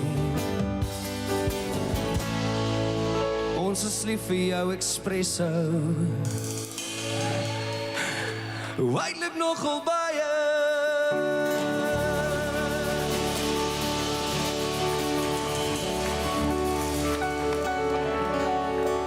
Perfect to the sound. When something's on your mind, but words don't come so easy, think of all the other ways to say it. Made with love by Clover.